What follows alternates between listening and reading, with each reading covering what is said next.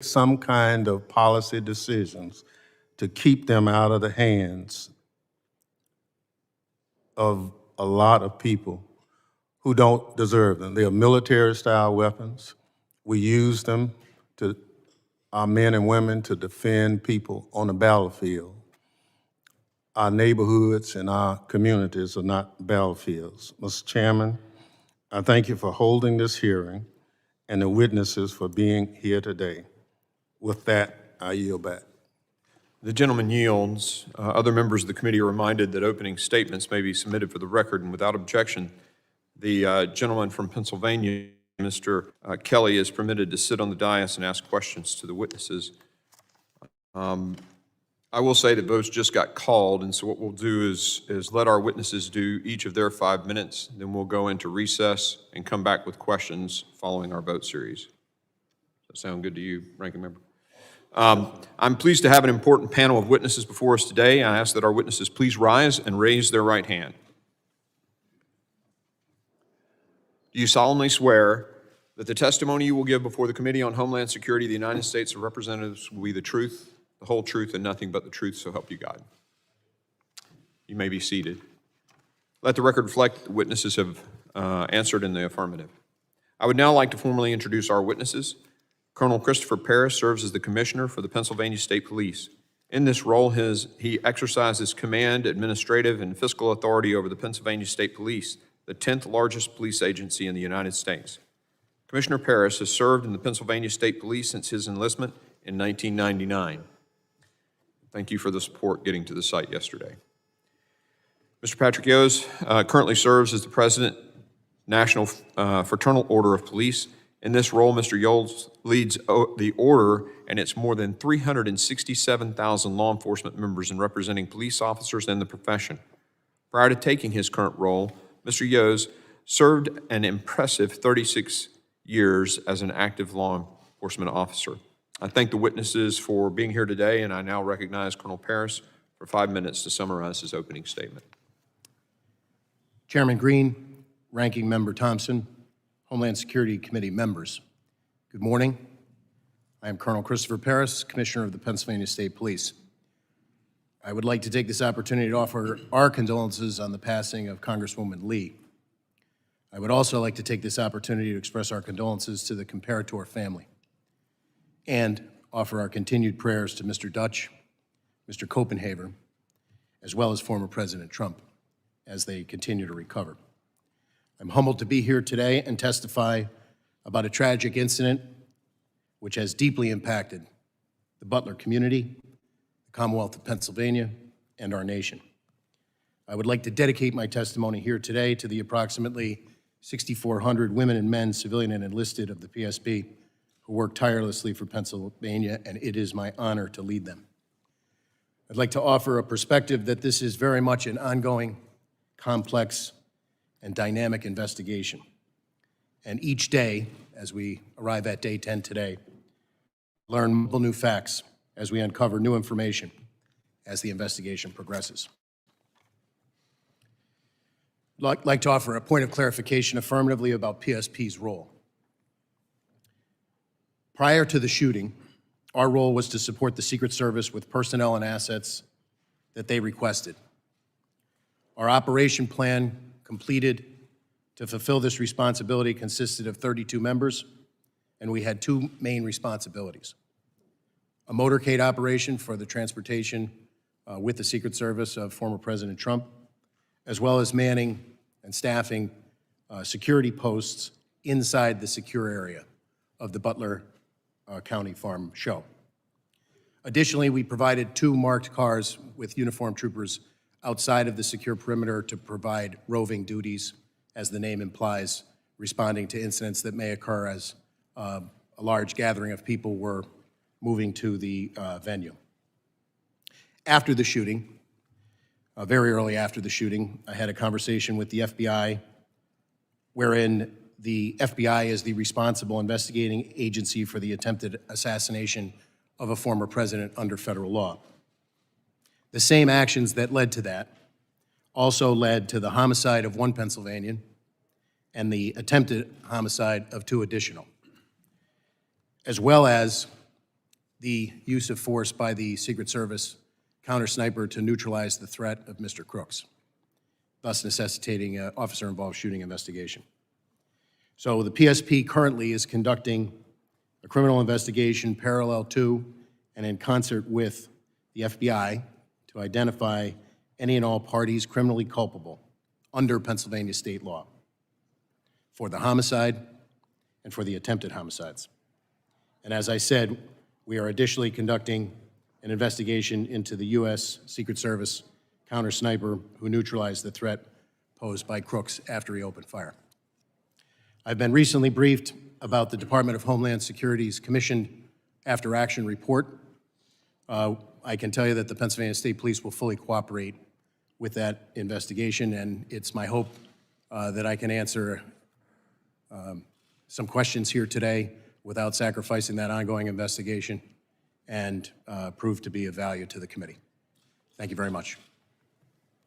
Thank you, Colonel Paris. I now recognize Mr. Yost for 5 minutes to summarize his opening statement. Good morning, Chairman Green, Representative Thompson, and distinguished members of the House Committee on Homeland Security. My name is Patrick Yost, and I'm the National President of the Fraternal Order Police, the nation's oldest and largest law enforcement labor organization. I'd like to first take this opportunity to recognize a long-term member of Congress and a member of this committee, Sheila Jackson Lee, for her contribution to great work done here in Washington. I want to thank you for providing me with an opportunity to appear before you today on behalf of the 377,000 members of the Fraternal Order of Police as this committee examines the attempted assassination of former President Donald Trump just 10 days ago.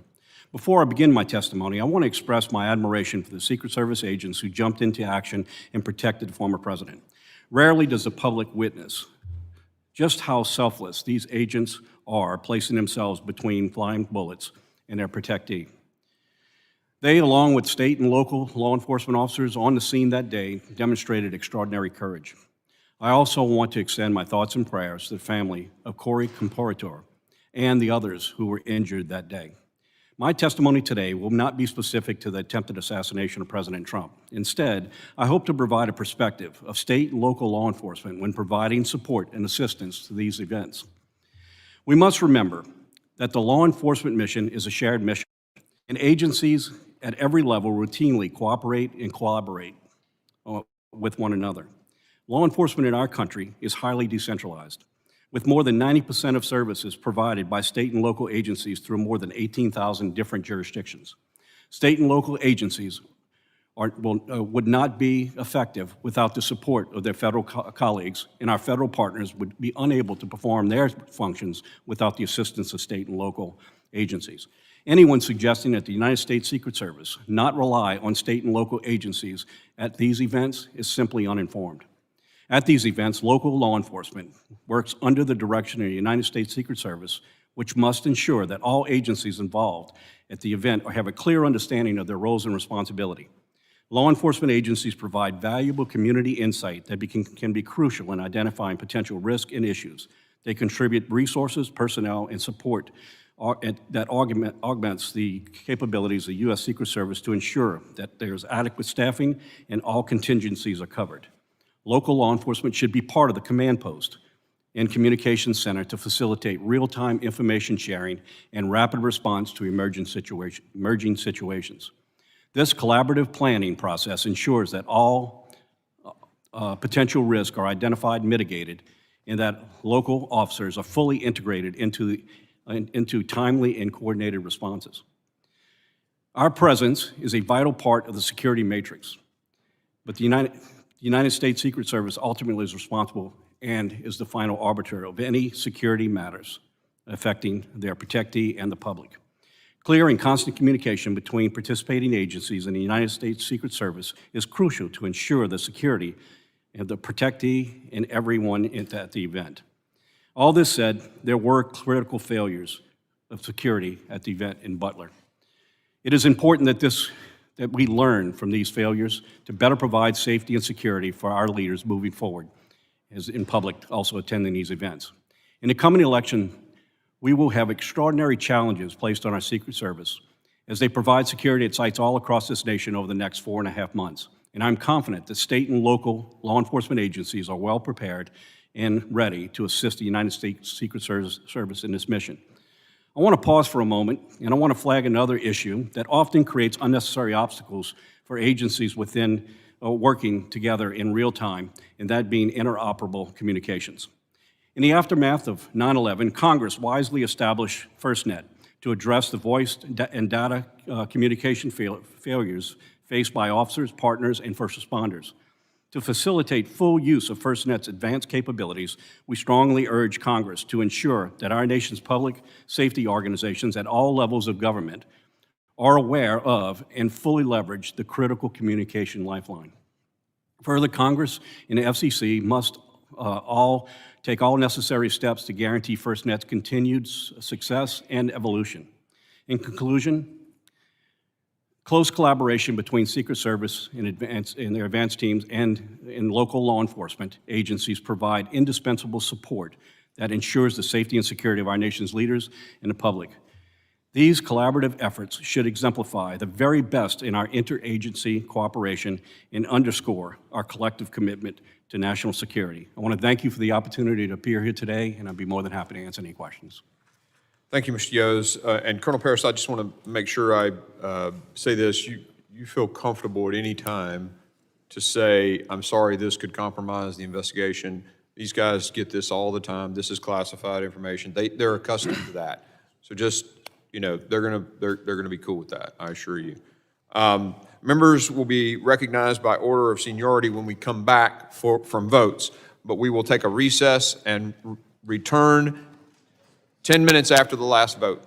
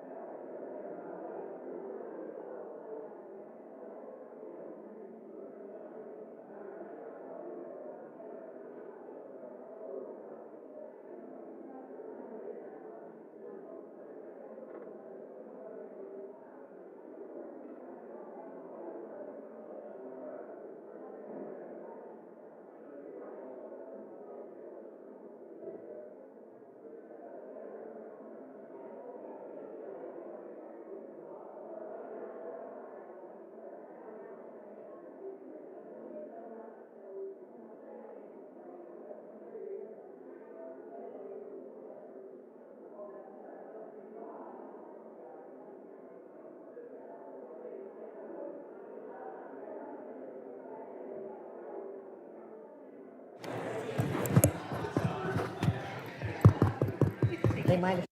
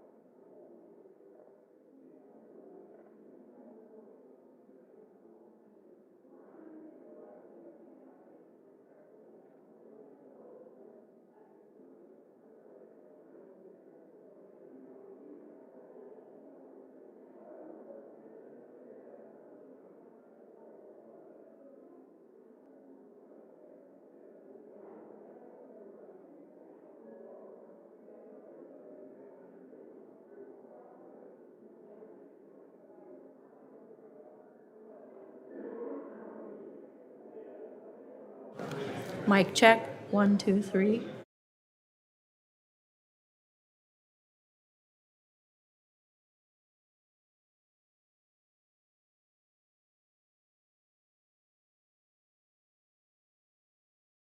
Everyone, while the committee is in recess, we have breaking news that the Secret Service Director, Kimberly Cheatley, has resigned.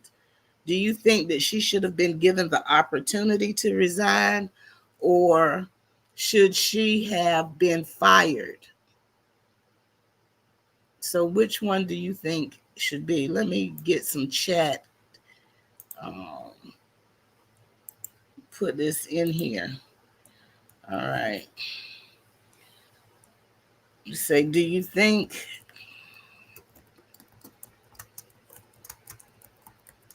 she should have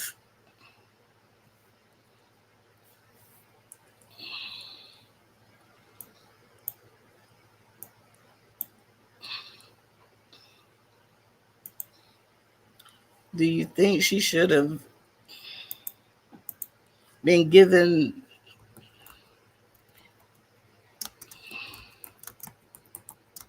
the opportunity to resign, or should she have been fired?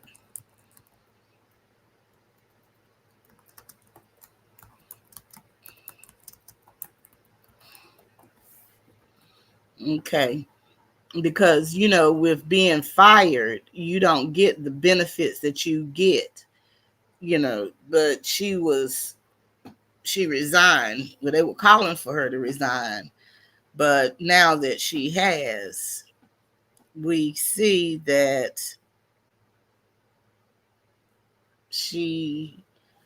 let's get the information that just came out. Let's see the latest news here going on.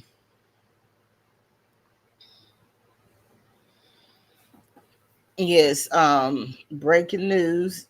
The U.S. Secret Service Director, Kimberly Cheatle, has resigned after security failures surrounding the attempted assassination of Donald Trump, and after failing to answer simple, basic questions about the investigation.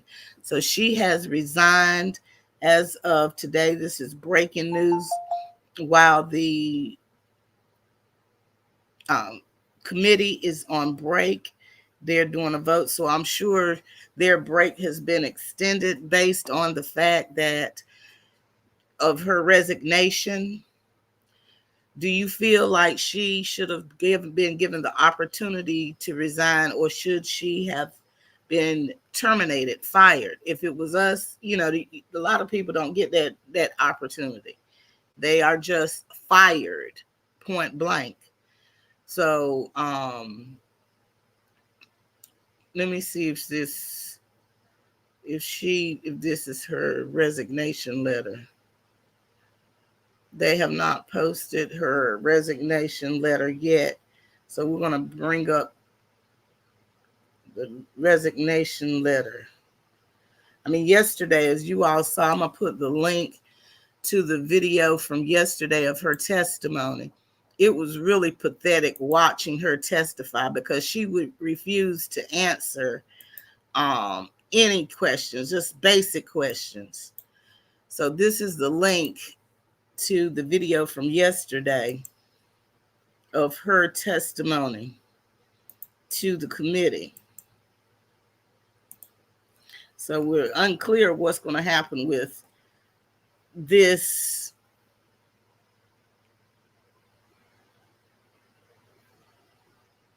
particular hearing now. The witnesses are from, I just can't believe that they didn't fire her. I'm just sorry. That's just my personal opinion. Everybody's entitled to their opinion. We want your opinion on whether she should have been given that opportunity.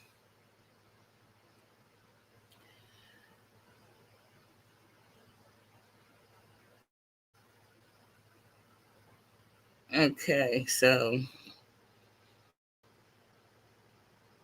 she resigns and stepping down after the assassination attempt of Donald Trump.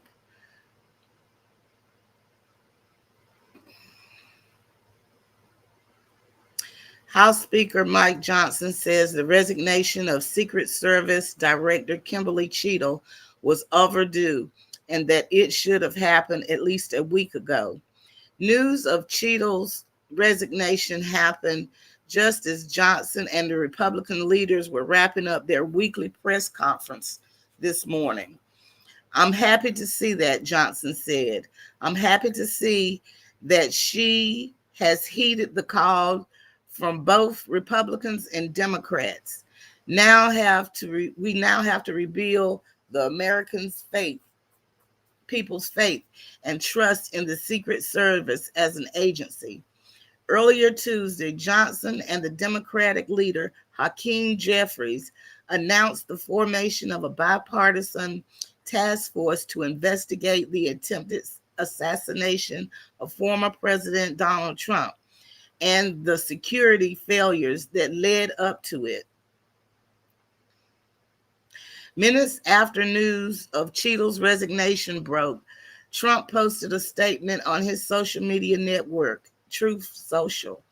He stated, the Biden-Harris administration did not properly protect me, and I was forced to take a bullet for democracy. It was my great honor to do so.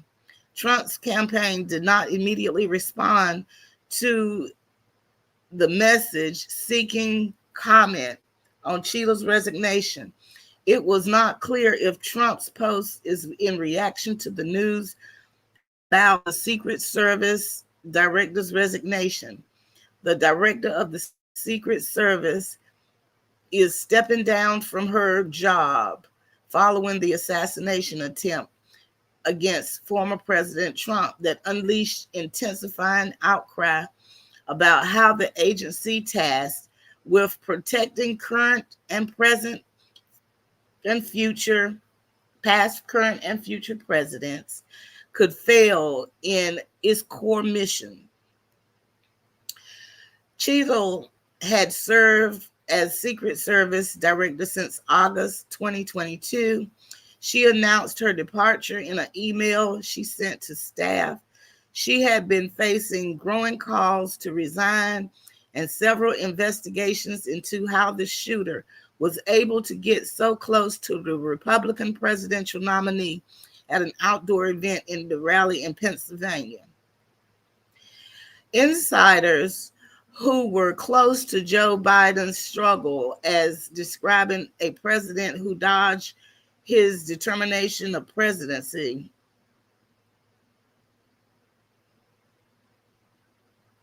Okay, this article went left. Anyway,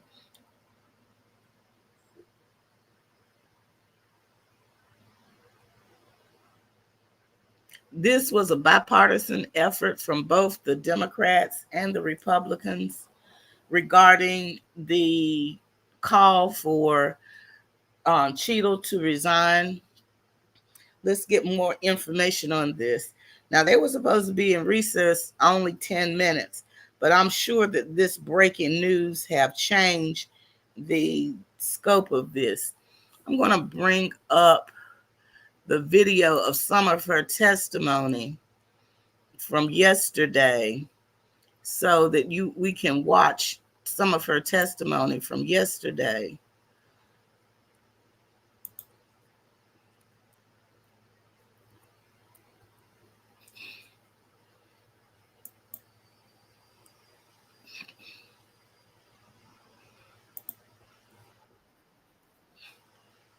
While we wait for them to return to, and I'll bring this back up.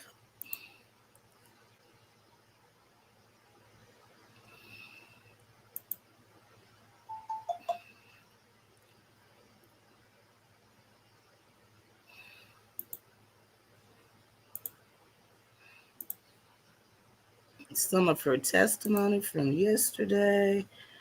Okay.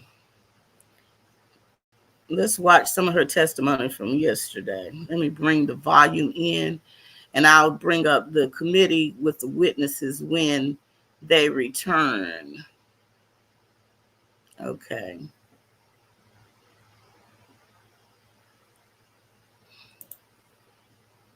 Up to each of us to ponder, but our job in Congress is not simply to marvel at miracles or count on good luck, but to act as public policy legislators to do whatever we can to prevent future political violence, attempted assassinations, and mass shootings. The chairman and I are thus determined to get to the bottom of the stunning security failures that enabled this 20-year-old lone gunman who borrowed his father's AR-15 to perpetrate a mass shooting and assassination attempt at an event protected by the Secret Service as well as state and local police. We'll ask hard questions of Director Cheadle today in order to identify and understand the shocking security failures that occurred and to help transform the operations of the Secret Service to prevent anything like this from happening again. But we can't let ourselves off the hook either, dear colleagues. What happened in Butler, Pennsylvania was a double failure: the failure by the Secret Service to properly protect former President Trump and the failure of Congress to properly protect our people from criminal gun violence. We must therefore also ask hard questions about whether our laws are making it too easy for potential assassins to obtain firearms generally and the AR-15 specifically.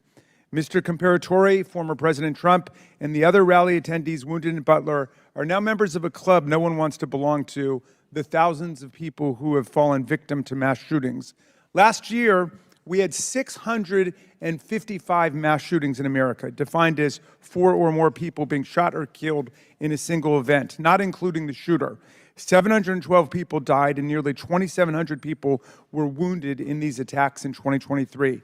Mass shootings are commonplace. They happen at political rallies and constituent meetings, in our elementary schools, middle schools, and high schools, in churches, synagogues, and mosques, in movie theaters and parades, in nightclubs and grocery stores, in concerts, and on street corners. Here are the worst mass shootings in the last 11 or 12 years. The list is a grim reminder of the horrific damage and death wrought by assault weapons and the AR-15 in particular that have taken the lives of our children, parents, colleagues, and neighbors. This is a very partial list.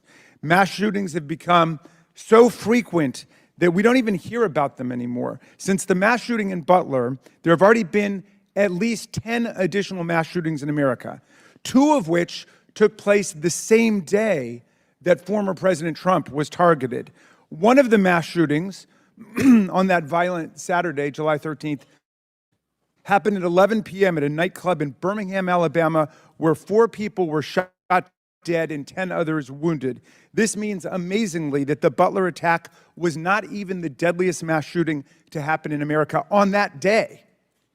A weapon that can be used to commit a mass shooting at an event under the full protection of the Secret Service, together with dozens of state and local police, is obviously an intolerable threat to the rest of us who do not receive such protection and obviously does not belong in our communities. It's time to pass universal background checks and build on this administration's work to ensure that we permanently close the loopholes in the Brady law for gun show purchases, online purchases, and private sales to prevent those weapons from getting into the hands of people we know to be a threat to others.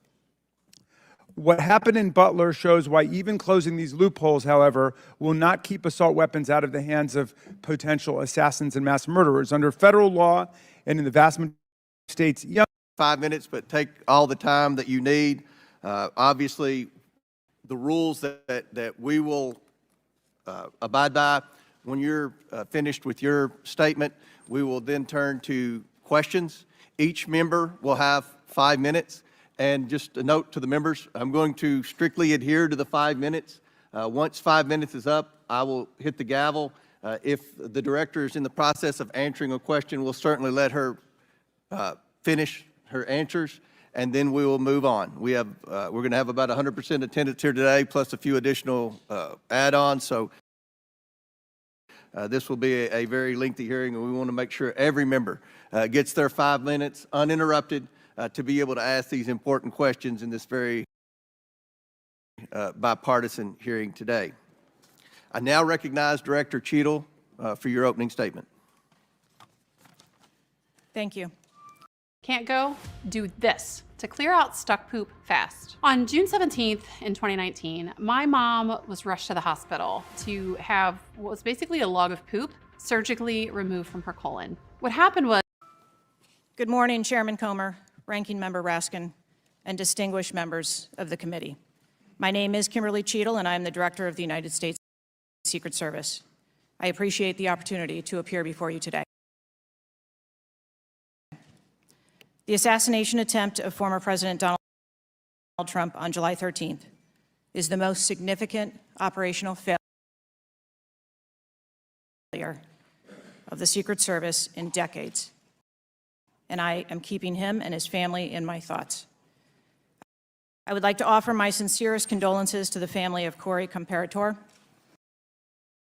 a former fire chief and a hero who was killed in this senseless shooting. I would also like to acknowledge those who were injured in Butler, David Dutch and James Copenhagen, and I wish them a speedy recovery. I would be remiss if I did not also extend my condolences on the passing of your colleague, Congresswoman Sheila Jackson Lee. Ms. Jackson Lee was always engaged in the oversight of the Secret Service, and her passing is a great loss to this body. The Secret Service's solemn mission is to protect our nation's leaders. On July 13th, we failed. As a director of the United States Secret Service, I take full responsibility for any security lapse of our agency. We are fully cooperating with ongoing investigations. We must learn what happened, and I will move heaven and earth to ensure that an incident like July 13th does not happen again. Let me state unequivocally, nothing I have said should be interpreted to place blame for this failure on our federal, state, or local law enforcement partners who supported the Secret Service in Butler. We could not do our job without them. We rely on the relationships built over years of working together to secure events and conduct investigations. Our agents, officers, and support personnel understand that every day we are expected to sacrifice our lives to execute a no-fail mission. As witnessed on July 13th, our special agents shielded former President Trump with their own bodies on stage while shots were being fired. Selflessly willing to make the ultimate sacrifice without hesitation, I am proud beyond words of the actions taken by the former president's detail, the counter-sniper team who neutralized the gunman, and the tactical team who was prepared to act. I will be transparent as possible when I speak with you, understanding, though, at times that I may be limited in providing a thorough response in this open setting due to associated risks with sharing highly sensitive protective methodologies. I do not want to inadvertently provide you today with inaccurate information. Since January 1st, 2024, the Secret Service has successfully secured over 7,500 sites. Every protective advance comes with its own set of challenges and requires a customized mitigation strategy, including specific assets. Security plans are multi-layered, providing 360 degrees of protection. These layers include personnel, technical, and tactical assets, which are a force multiplier for our protective posture. During every advance, we attempt to strike a balance between enabling the protectee to be visible and our protective requirements to be secure. I know this because I have spent 29 years in this agency. I came up through the ranks. I've secured events for every president since President Clinton, supervised on Vice President Cheney's detail, led our training center, oversaw all of the investigations and protective visits in the state of Georgia, supervised on Vice President Biden's detail, and the agency's entire protective mission during. Members will be recognized in order of their seniority for their 5 minutes of questioning. An additional round of questioning may be called after all members have been recognized. I now recognize myself for 5 minutes of questioning. Colonel Paris, typically these events, do they typically have two control rooms or two sort of tactical operations areas where the Secret Service is in their sort of spot and the local law enforcement is in their sort of command center? Is that how it's typically done? I would say from my experience and from state police operations, to include this event as planned in our operations plan, we had integrated communications by having our PSP personnel in the Secret Service Command Was Post. in there, in that command post on this event? Yes, sir. Do you know if the local sheriff had anybody or the deputies that were also provided, the local guys? I would be remiss at this point to say I knew an exact okay. listing of everyone in that command post. The sheriff yesterday told us he did not. Would you expect him to have had somebody there? So I would say generally, there's a lot of talk about interoperability and communications. The state police, for example, operate our own statewide radio network. So we have the ability to, if we have an incident, a long protracted incident, for example, where we need to patch other agencies in, we have the capability to do that. However, Secret Service, for example, maintains some additional encrypted communications. So the best way to integrate unified command. Is physically present in the Correct, command that site? would be our. Yeah, I- that's I how would the expect- Army does it in the military. I would expect our commanders to have personnel in there so that we could have radio communication as well as a redundancy in the operations plan with a telephonic backup. Do you know if in this particular case, I mean, normally they sweep these sites with dogs. Was a K-9 team used here for this event? I do not know. I have not seen the Secret Service operations plan. I've asked for it. I have yet to receive it. I did double check. That was something that PSP could typically offer to the Secret Service if they requested it. And I did verify that in this event, we did not provide any dogs. Okay. As I understand it, there wasn't one, but you'd expect one in a situation like this.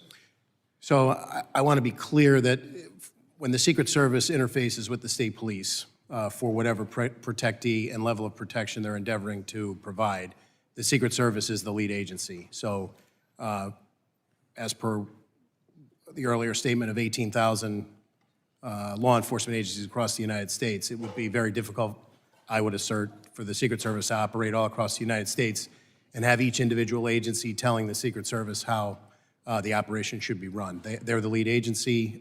If that was something that their protocols called for during the initial meeting when preliminary steps and agencies were brought together, that would be something that would be discussed typically. The AGR building, did your guys on the ground there ever voice concerns to the Secret Service for not putting somebody on that building? So I suppose the best sequence of events that I can give you is that PSP was notified by email on July 5th about this event. There was an initial planning meeting where we had commanders present on Monday, July 8th. So over Tuesday the 9th and Wednesday the 10th, those commanders that we designated, basically our orders are from the front office, my team on down. You know, we work collaboratively with the Secret Service, collaborate, give them what we can. The final walkthrough occurred on the 11th. Present at that meeting were the two commanders that were tasked with both staffing the security checkpoints on the interior of the secure perimeter, as well as the commander who was going to be in charge of the motorcade. But in addition to that, a PSP area commander was on that walkthrough, holding the rank of major. Could you share a little bit of insight? I appreciate the timeline, but could you share a little bit, because I only have about a I minute. apologize. Yeah, the specific to the AGR building. So on that walkthrough, our area commander asked specifically who was responsible for the AGR building, and we were told that Butler ESU was responsible for that area by several Secret Service agents on that walkthrough. Okay. All right. One last quick question. Real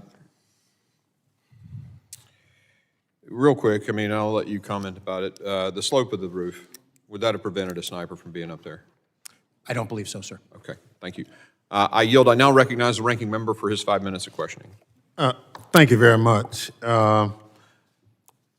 Commissioner Parrish, you talked about your tenure with the Pennsylvania State Police. Have you worked other events where a presidential candidate or the president has come to Pennsylvania? Yes, I have, sir. So this would not have been an unusual occurrence to participate? I ran the numbers. We typically do about 20 missions a year, the low 20s a year in a regular year. We're already in the low 20s this year, being an election year. So our commanders in the field who interface with the Secret Service to plan and provide support are on a routine basis. I wouldn't say an everyday occurrence, but a fairly routine basis. Okay. So can you walk us through the Pennsylvania State Police's interaction with the Secret Service?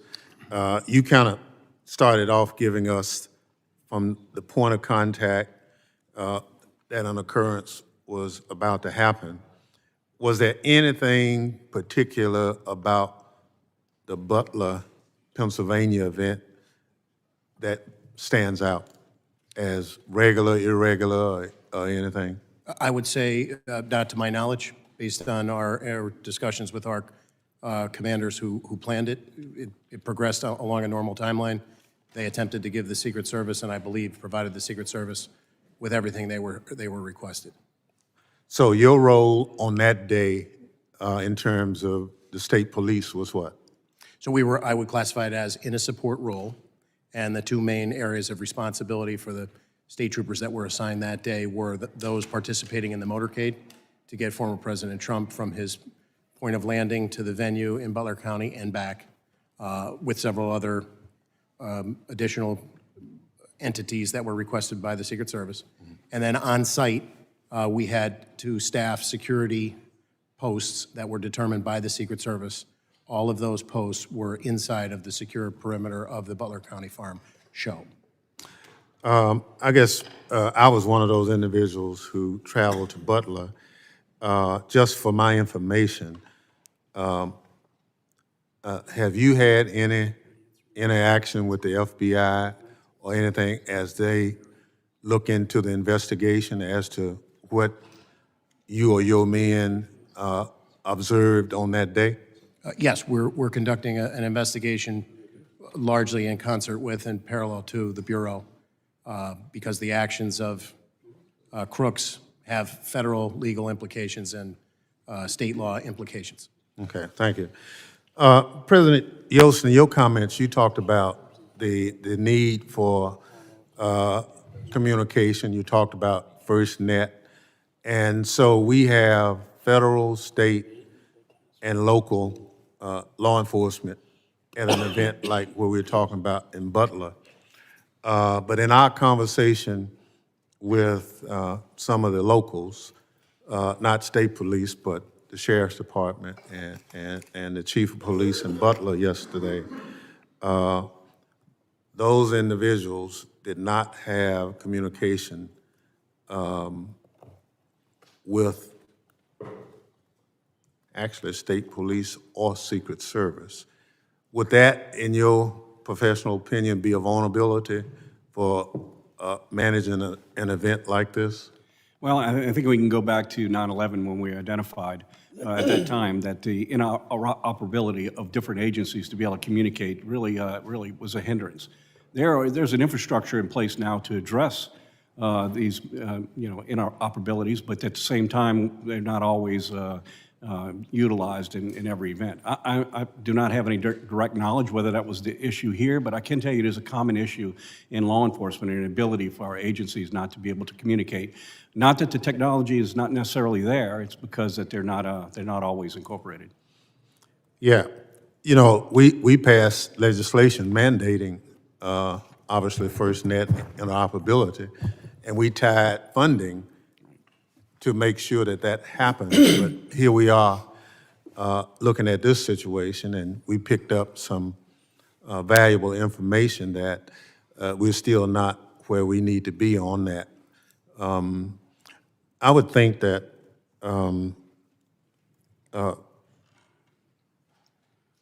Colonel, the role of the state police is invaluable, but it appeared in talking with some of the local officials,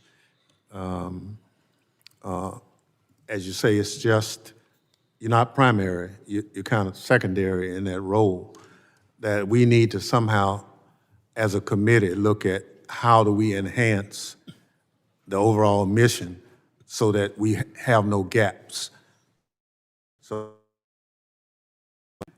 work of this committee, identifying the gaps, look at the after-action review to close those gaps. So, just to tell you one, Butler, Pennsylvania has no permitting process for events of that size. So you can announce it and hold it, and local government doesn't really have anything to do with it. And we were assured by local government that they would try to fix that.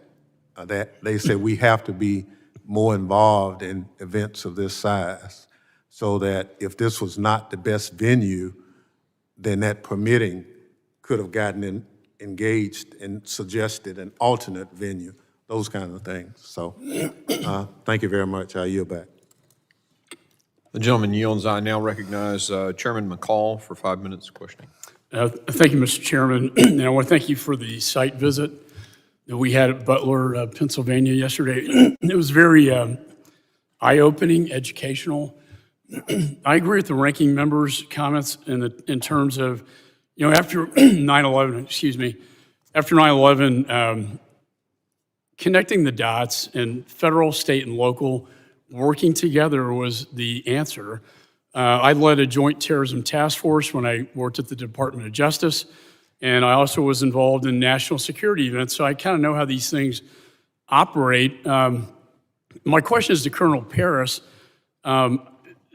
It's standard practice that the lead federal agency will come in and meet with the state and locals regarding the security plan before the event, prior to the event. Sir, did you participate or did your department participate in that? So I did not participate. As I stated earlier, there were two commanders dedicated to those two primary roles, the motorcade and the staffing of the posts on site within the secure perimeter, as well as a state police area commander. So just as a way of background, our area commander that covers multiple troops in that area of the state, out of nearly 5,000 troopers, there are only 4 area commanders. So that major was present for the walkthrough on the 11th. And were your troopers assigned inside the perimeter or outside? Inside, sir. Inside. And was the outside within the jurisdiction of the local police? So just as a point of clarification, there were 2, on the operations plan, there were 2 marked cars that were assigned roving duties, which would primarily, as the name implies, be outside of the secure perimeter on roadways, responding to incidents that potentially could occur as a result of a congregation of that many people. But So we saw, we actually walked onto the roof where the sniper was. A clear, eyes-on, clear shot of the president. A tree blocked the Secret Service's view. This kid did some investigation. He had a drone out there days prior, got an aerial surveillance of the premises. And that position was probably the best position outside the perimeter, as far as I could tell. There was also a water tower. That would have been a perfect spot for Secret Service. Were you aware of any presence of Secret Service in this water tower? I was not. And you're aware of what I'm talking about? I am familiar. I physically flew out there on Saturday the 13th. It was still very much an active crime scene, so I did not walk the roofs, but I did. On the adjacent building, we got a tour of that as well, where I believe the local police were positioned. There were 3 windows. The first one had a plain view of where the sniper would be. However, they were stationed in the second and third windows. Are you familiar with this at all? I am not, from the standpoint that I have not seen the Secret Service's operations plan, and our deference would be to them to assign Butler ESU Right. according And to. they were apparently local counter snipers. Do you know if they should have been assigned to the rooftop? I would there are many ways that you can cover. Obviously, positioning people on the rooftop would be one of those. No, and going to the actual site, way too close. He should never have been allowed to get on top of that building. And I don't know how, and I know he was on your radar inside the perimeter. You seem to have lost him, and somehow he finds his way up to the rooftop unimpeded until a local law enforcement officer crawls on top of the roof and looks at him, and he points his AR-15 at him. My question to you is, what was the communication like that day? Typically, Secret Service has one channel for them, the other channel for state and locals. Was there any communication to identify, hey, this is not a local police officer, this is in fact an unidentified individual on the rooftop? Was that communicated to the Secret Service? So my belief, as I sit here today, is that we did have integrated communications from members that were inside of the Secret Service command post. Completely deferential to the ongoing nature of the investigation. I have an understanding of a sequence of events, but I would like to draw a distinction between a sequence of events, meaning. So my theory is that they thought maybe he was an officer, but then they find out he's not. The thing I find interesting is that the counter sniper Secret Service, within seconds of the shots on the president, kills a suspect. That tells me he had him in his sights. Maybe he was not aware of who the individual was not identified. But I know within seconds after the shots were fired at the president, the threat was eliminated. Lastly, I just want to end with this. This was actually astonishing, and I want to get your confirmation. He had a detonation device with him, and 2 of his bombs were located in his car that was parked on the other side of the perimeter. Seems to me a good theory would be that he was going to kill the president and then detonate his car, causing a diversion, and then escape from the crime scene. Are you aware of any of this? I am aware of the presence of the device on his person. We were aware of that very early on, and that was a serious tactical consideration in the hours in the immediate aftermath as we worked that crime scene. But to your point about his ultimate theory or what his ultimate motivation was, that remains under investigation. And he had a rangefinder on him as well. That's a big red flag. I yield back. Gentleman yields. I now recognize the gentleman from California, Mr. Swalwell, for 5 minutes of questioning. Violence has never been the answer. And I thank both of you for your service in law enforcement and testifying today. Violence has never been the answer. Not on a certain day in January and not on a day in July. I remember I was 12 years old and my dad, I was on the way to school on a cold day in January, and my dad, who was a cop, stopped me as I was about to leave, and he wanted me to watch the television. His guy had just lost a presidential election, and some young kid from Arkansas was about to be sworn in as the new president of the United States. My dad was burned. He really liked George Bush.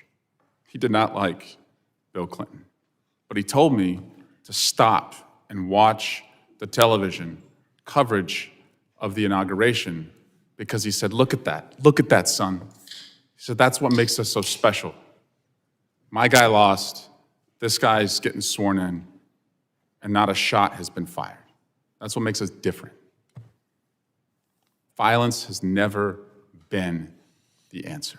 It's despicable that somebody thought they could take a shot at the former president and change the course of history. We don't know much about the political beliefs of this individual. We know he was a 20-year-old male, registered Republican, gun enthusiast, also had researched the DNC, also had researched President Biden also had researched Leader Hakeem Jeffries. We don't know what led this madman to try and kill the former president, but it's despicable. And the people who went to that rally deserved to hear, without violence, the candidate that they were supporting. Commissioner Paris, I'm sorry this happened to your community. I'm sorry this happened to the person who died and the persons who've been wounded. I just want to understand, though, because we are a country that is armed to the teeth, how many firearms were within the perimeter, just by a back-of-the-envelope estimate? The only firearms of which I'm aware that were inside of the perimeter were those in the possession of law enforcement. And would you estimate that was hundreds or dozens? I would only feel comfortable not having seen the Secret Service operations plan about the PSP members that were inside the perimeter. Okay. How many rounds did the shooter fire before he was killed? Do you know? I believe that the number is 8. 8 casings have been recovered. Okay. I also understand the emotions around this assassination attempt, but I am not going to allow some, and I say some, the chairman of this committee is a serious legislator who wants answers. Some are not. And some are trying to rewrite what has happened in our country over the last 8 years, erase what happened in this building on January 6th. One member of this body in Congress said the Republican district attorney in Butler County should immediately file charges against Joseph Biden for inciting assassination. Another said Congressman Scalise, Justice Kavanaugh, and now President Trump, for years, Democrats and their allies have recklessly stoked fears, calling President Trump and others threats to democracies. Another said Democrats and liberals in the media have called Trump a fascist. They've compared him to Hitler. They've tried to lock him up. A radical shift in what has really happened in our country. In fact, the former president's current vice presidential nominee is the one who said that Donald Trump might be America's Hitler, might be a cynical a-hole, cultural heroin he's responsible for, nauseous and reprehensible. I joined the chairman in seeking unity as the antidote to political violence. Unity as the antidote to political violence. But we're not going to erase and rewrite and allow some to reincarnate themselves as victims of what happened. We can't let this ever happen again. We must arm law enforcement and have better security perimeters. But in this country, violence has never been the answer. I yield back. Gentleman yields. I'll now recognize the Vice Chairman of the committee, Mr. Guest, for his 5 minutes. Mr. Guest, for his 5 minutes. Thank you, Mr. Chairman, and gentlemen, thank you for both being here today. You both classified as what happened on July 13th as critical failures. I would expand that and say it was a colossal failure. And I think you have both stated that the ultimate responsibility for what occurred that day falls upon the Secret Service. Colonel Paris, I know that your officers were there in a support role. You were following the operational plan set out by Secret Service.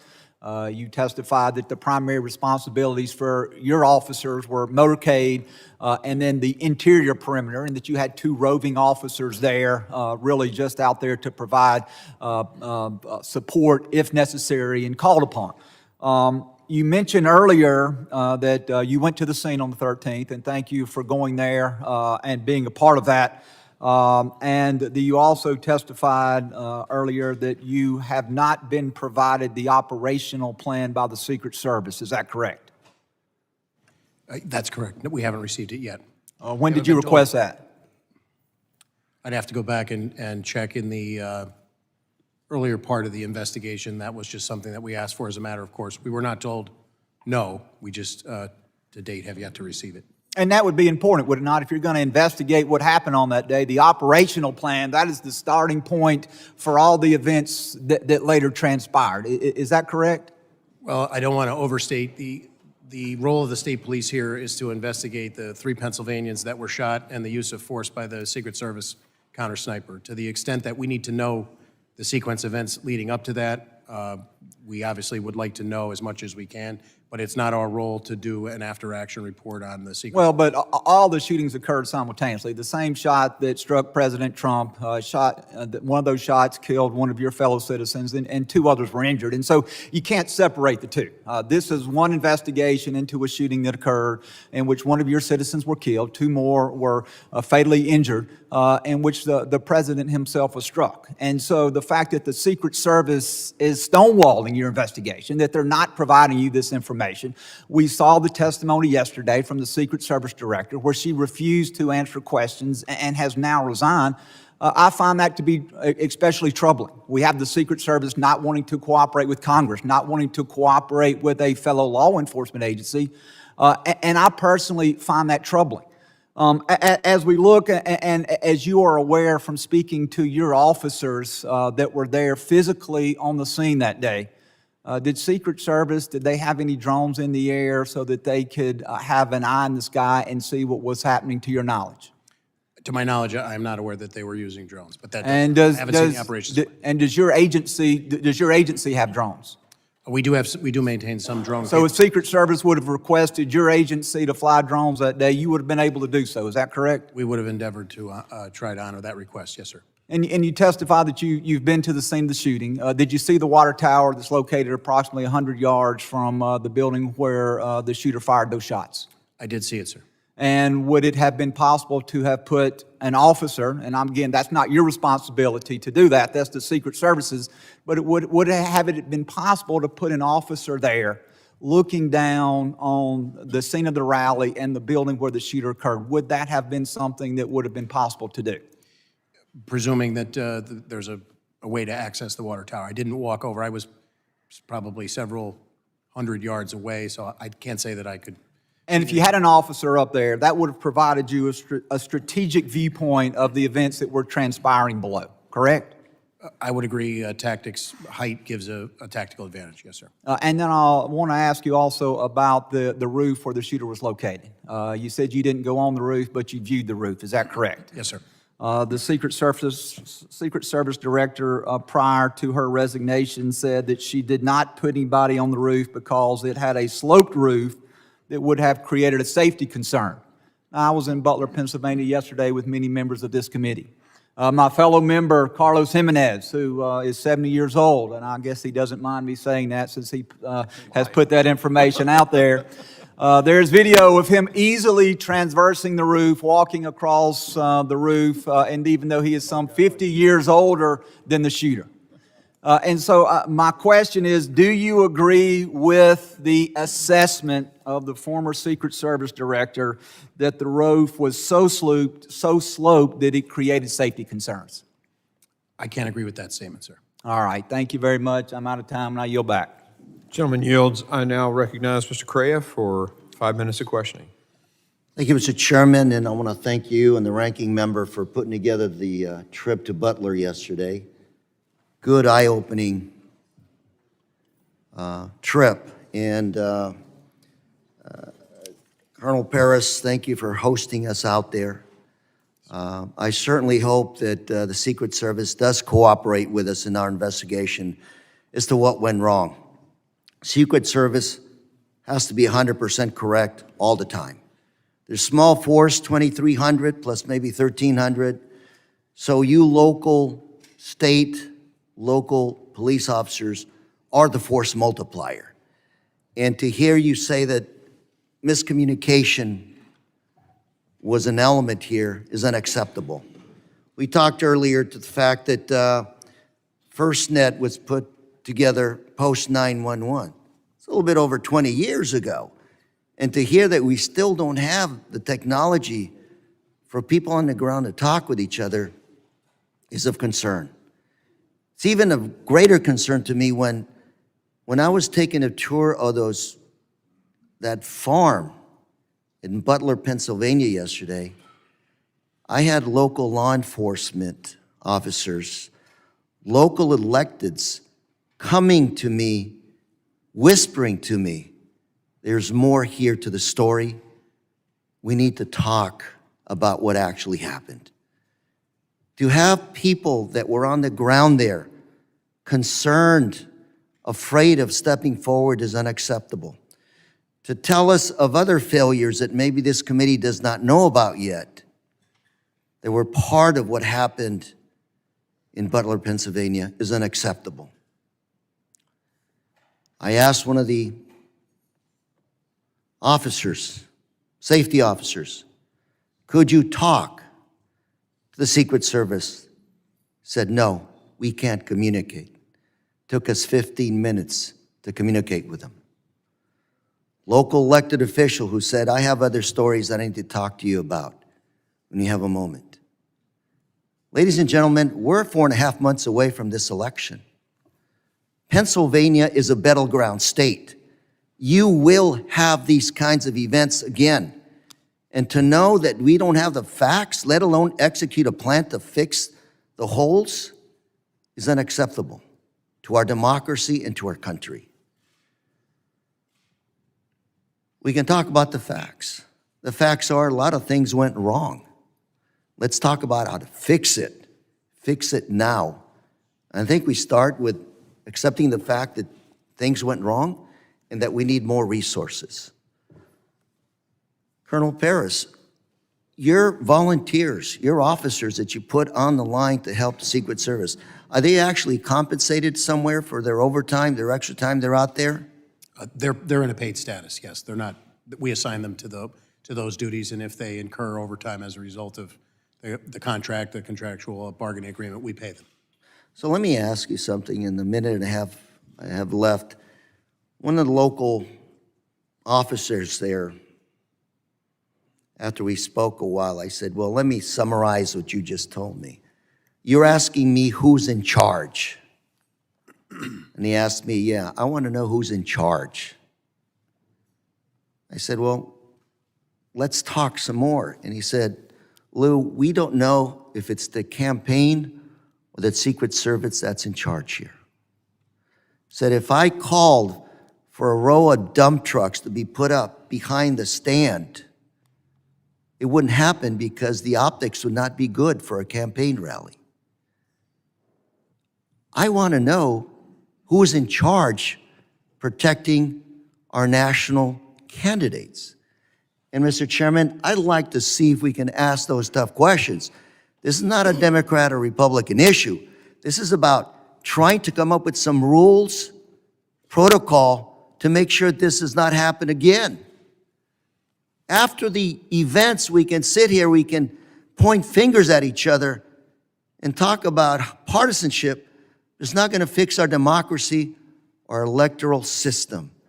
Mr. Chairman, I do hope we go back and talk to a lot of those folks who are not here today, who wanted to talk, who weren't invited, and a lot of people, even if we invite them, are not going to talk.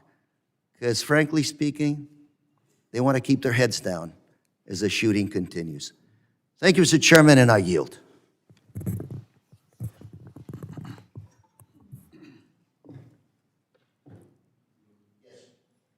Gentleman yields.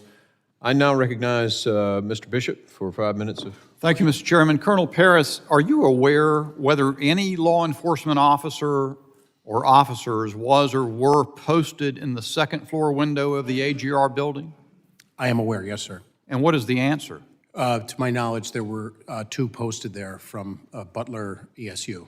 And you said Butler ESU. What is the acronym ESU stand for? Emergency Services Unit. It's a team that's comprised of multiple agencies that pool resources on a county or several county basis in order to enhance capabilities and training and be able to respond. Basically, a mutual aid agreement is my understanding of it. Is it sort of like a SWAT team? They are trained in SWAT tactics, to my knowledge. So yes. how many ESU officers were posted to that second floor window? So I am aware that 2 were in the building, but again, I have not seen the Secret Service operations plan. Do you know, well, you say in the building. Were they in a window, a window out onto the scene? From briefings that I have been given, I was told they were in a window, yes, sir. Did they remain on post? I was told that at a certain point, they began searching along with other local officers in the immediacy after Crooks had been identified as suspicious by them. By them? My understanding is that they identified Crooks for not matriculating. He never, to my knowledge, Crooks never made it through the secure perimeter into the venue space itself. He was identified by those members as suspicious in part because of that. And then at some point, he produced the rangefinder, which heightened that suspicion. So Representative Crane took a video on site yesterday. I'd like staff to put that up. It's just very short. There's a few seconds. They can do that.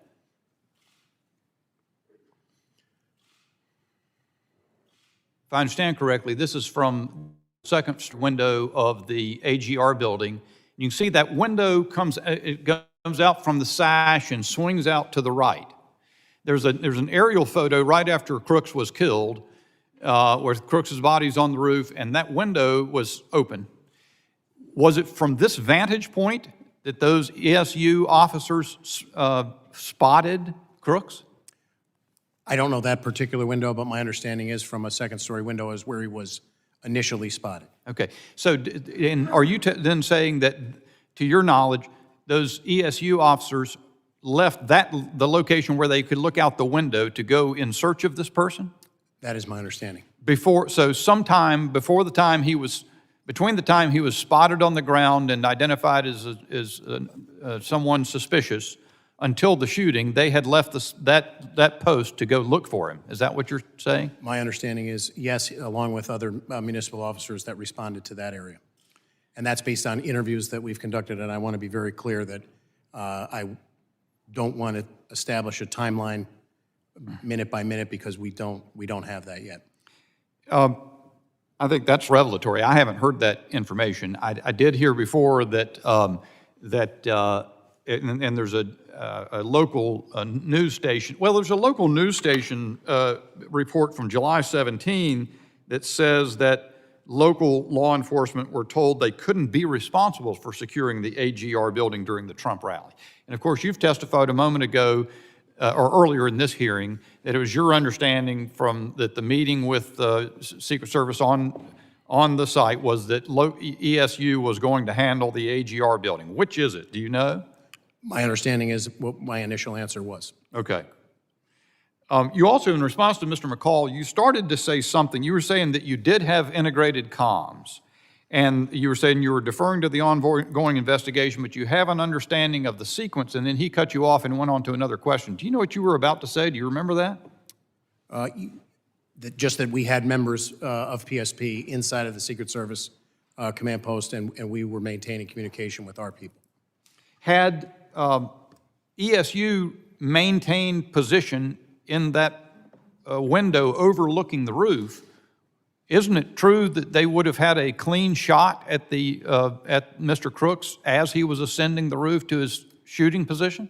I'm not prepared to say that because I don't know the exact timeline of events. But it's your understanding, though, that they were no longer in that room where they had been previously overlooking the building at the time he was ascending the roof. Is that correct? Could you repeat that question? The ESU officers were no longer in that room where they could look out the window and oversee the roof as that video shows. I believe they were actively searching along with additional municipal officers for Mr. Crooks. Thank you, Mr. Chairman. My time's expired. Gentleman yields. I now recognize Mr. Carter. Thank you, For Mr. 5 Chairman. minutes. And thank you to our witnesses for joining us today as we convene to discuss the attempted assassination of former President Donald Trump and its profound implications on our nation's political landscape. It is imperative that we recognize the growing threats to our homeland. The failure of the Secret Service to protect former President Donald Trump must be thoroughly investigated and addressed to ensure such an incident never happens again. Violence has no place in political discourse, regardless of our philosophical differences, our parties, or our beliefs. We must stand united against such actions and uphold the principles of democracy and respect. What happened on that day was an incredible breach, a threat to our nation because one of our leaders were placed in harm's way. Secret Service has a principal role, and that is to provide protection for our party leaders, whether they're Republican, Democrat, or other, whether they are someone that we agree with or someone we disagree with.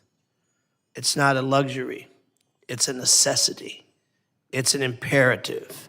And while we all have lots of questions, it appears abundantly clear that the two of you, and while we appreciate you being here, own no responsibility to the breach. And I respect the fact that the questions that are coming to you are very difficult for you to answer because you have limited facts. But I do appreciate your presence. I appreciate your leadership. I appreciate what you do. And for all the men and women in uniform, we thank you for putting your lives on the line to protect us. I will ask this general question. If you were in charge, can you say what you might have done differently? I would defer to the Secret Service from the standpoint that our expertise in the Pennsylvania State Police is not primarily focused on full-time dignitary protection, sir. I would endeavor generally to try and put whatever resources and partnerships in place to maintain and ensure the safest event we possibly could. Do you believe that the coordination failed between agencies? Again, I can only comment on the state police portion at this point. We continue to learn more 10 days in, and I have not seen the Secret Service operations plans. Mr. Yost, can you join us and share any light in your expertise on Yes, where we are and how can we make sure this absolutely never happens again, regardless of who might be at the podium? A president is a president is a president. I could not agree with you more. In this situation, if I'm speaking on behalf of local law enforcement or state law enforcement, I would say that, again, the primary responsibility of making these calls, making these decisions, and making the operations plans is going to be the Secret Service. As I mentioned earlier, there are some 19,000 agencies across this country. It would be impossible to have any continuity or any consistency with what we do in protecting, our leaders. So Secret Service would have to play a huge role in this part. If you're asking me personally what I would have done different, well, obviously I look at an assessment of the situation and look at all of the elevated positions that were in place. They should have been part of a contained area. But that's just my own personal view of not seeing news reports and not physically being on site. I have never served in any form of law enforcement, but I think I would have figured that that perimeter should have been tighter. I think I could have figured out that there's no way that that building where the shooter sat, laid, and aimed should not have had snipers on top of it as well, negating any opportunity for a shooter to be there. Notwithstanding that there should have been a sweep of the area, we should have had our people on that building as a point of view for our former president. And as I said, a president, a president, a president, a former president, a former president, a former president, a cabinet secretary, a leader. We deserve to have answers to these questions, because when we don't have answers, those who would rather divide and create theater by saying things that aren't true and they know aren't true, distorting facts and trying to suggest that somehow people played an active role. Listen, the American people deserve the truth. And so I am imploring that we have somebody at these tables that can answer the questions, the good, the tough, the uncomfortable, the comfortable, because the American people deserve to know. This is something that should have never happened. And we as a committee, in a most bipartisan fashion, should stand together to make sure that we send a message always, that we will always protect our leaders, whether we agree with them or not. Mr. Chairman, I yield. The gentleman yields. I now recognize the gentleman from Florida, Mr. Jimenez, for 5 minutes of questioning. Thank you, Mr. Chairman. Colonel Paris, you said the United States Secret Service, Penn State Police was there, Butler ESU was there. Any other law enforcement agency there? According to the operations plan that PSP put together, there were elements from Butler County Sheriff. Deputy sheriffs were on some of those interior posts, and thus they were on our... I just need the answer. Yeah, I apologize. There are the additional ones that I could name would be Butler County sheriffs were in our operations plan. Pittsburgh City Police provided assets to the motorcade, and I believe Allegheny County Police also. You said that you were in the Incident Command Center. That he was in the Incident Command Center with the Secret Service. Yes, sir. Well, all the other agencies in that command center? I believe that some of those agencies were represented, but I can't definitively tell you. We need to find the answer to that. It was Butler ESU in that command center? I was told at one point that there was a representative in there. How long and over what period, I'm not sure. I'm aware of 3. So the agency that's in charge of the outside perimeter, actually the agency in charge of the greatest threat, because when you stand at the podium, and I stood there, and when you look, all you had to do is look around. There's the greatest threat right there. It's 100 yards away. It's elevated, direct line of fire to the president. I stood on that roof. No problem standing on that roof. And yes, I am 70 years old, okay? Very youthful. So the timeline is very important here.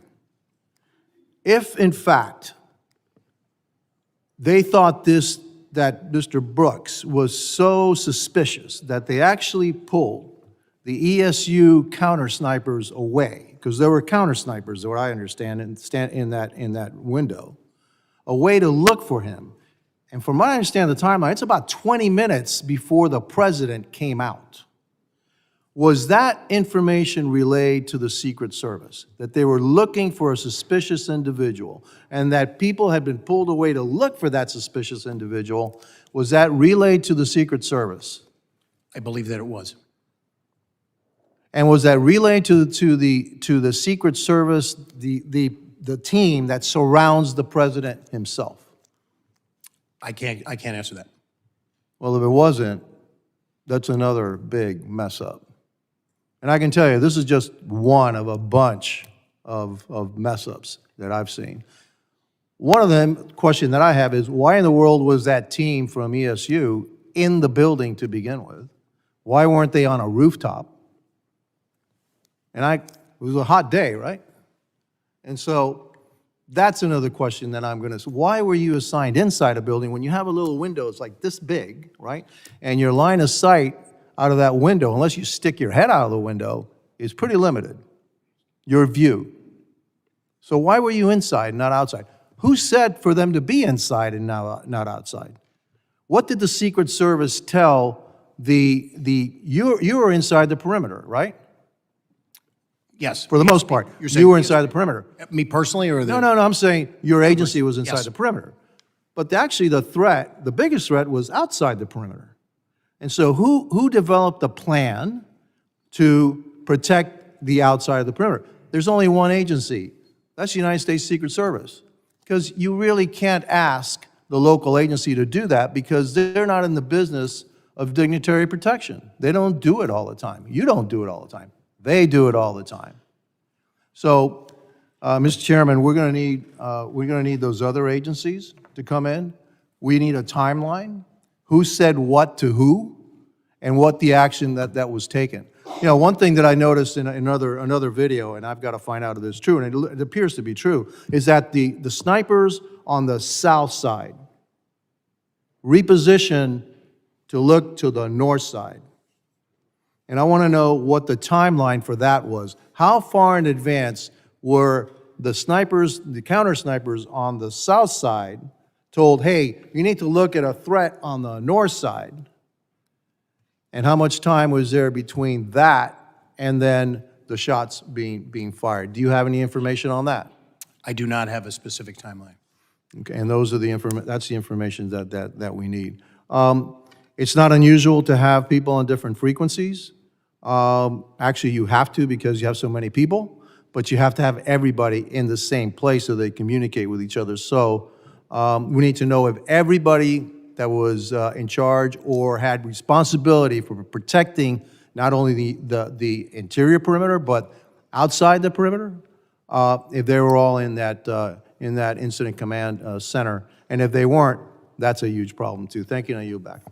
Gentleman yields. I now recognize Mr. Magaziner for 5 minutes from Rhode Island. Thank you, Mr. Chairman. And first, I just want to join my colleagues from both sides of the aisle earlier who recognized the tremendous legacy of our colleague, Sheila Jackson Lee, who, I feel very fortunate to have had even just a year and a half to work with on this committee. She always came prepared, she was diligent, she brought empathy, and was a great example to us newer members. So I'm very grateful for her legacy, and I know it will live on for a long time to come.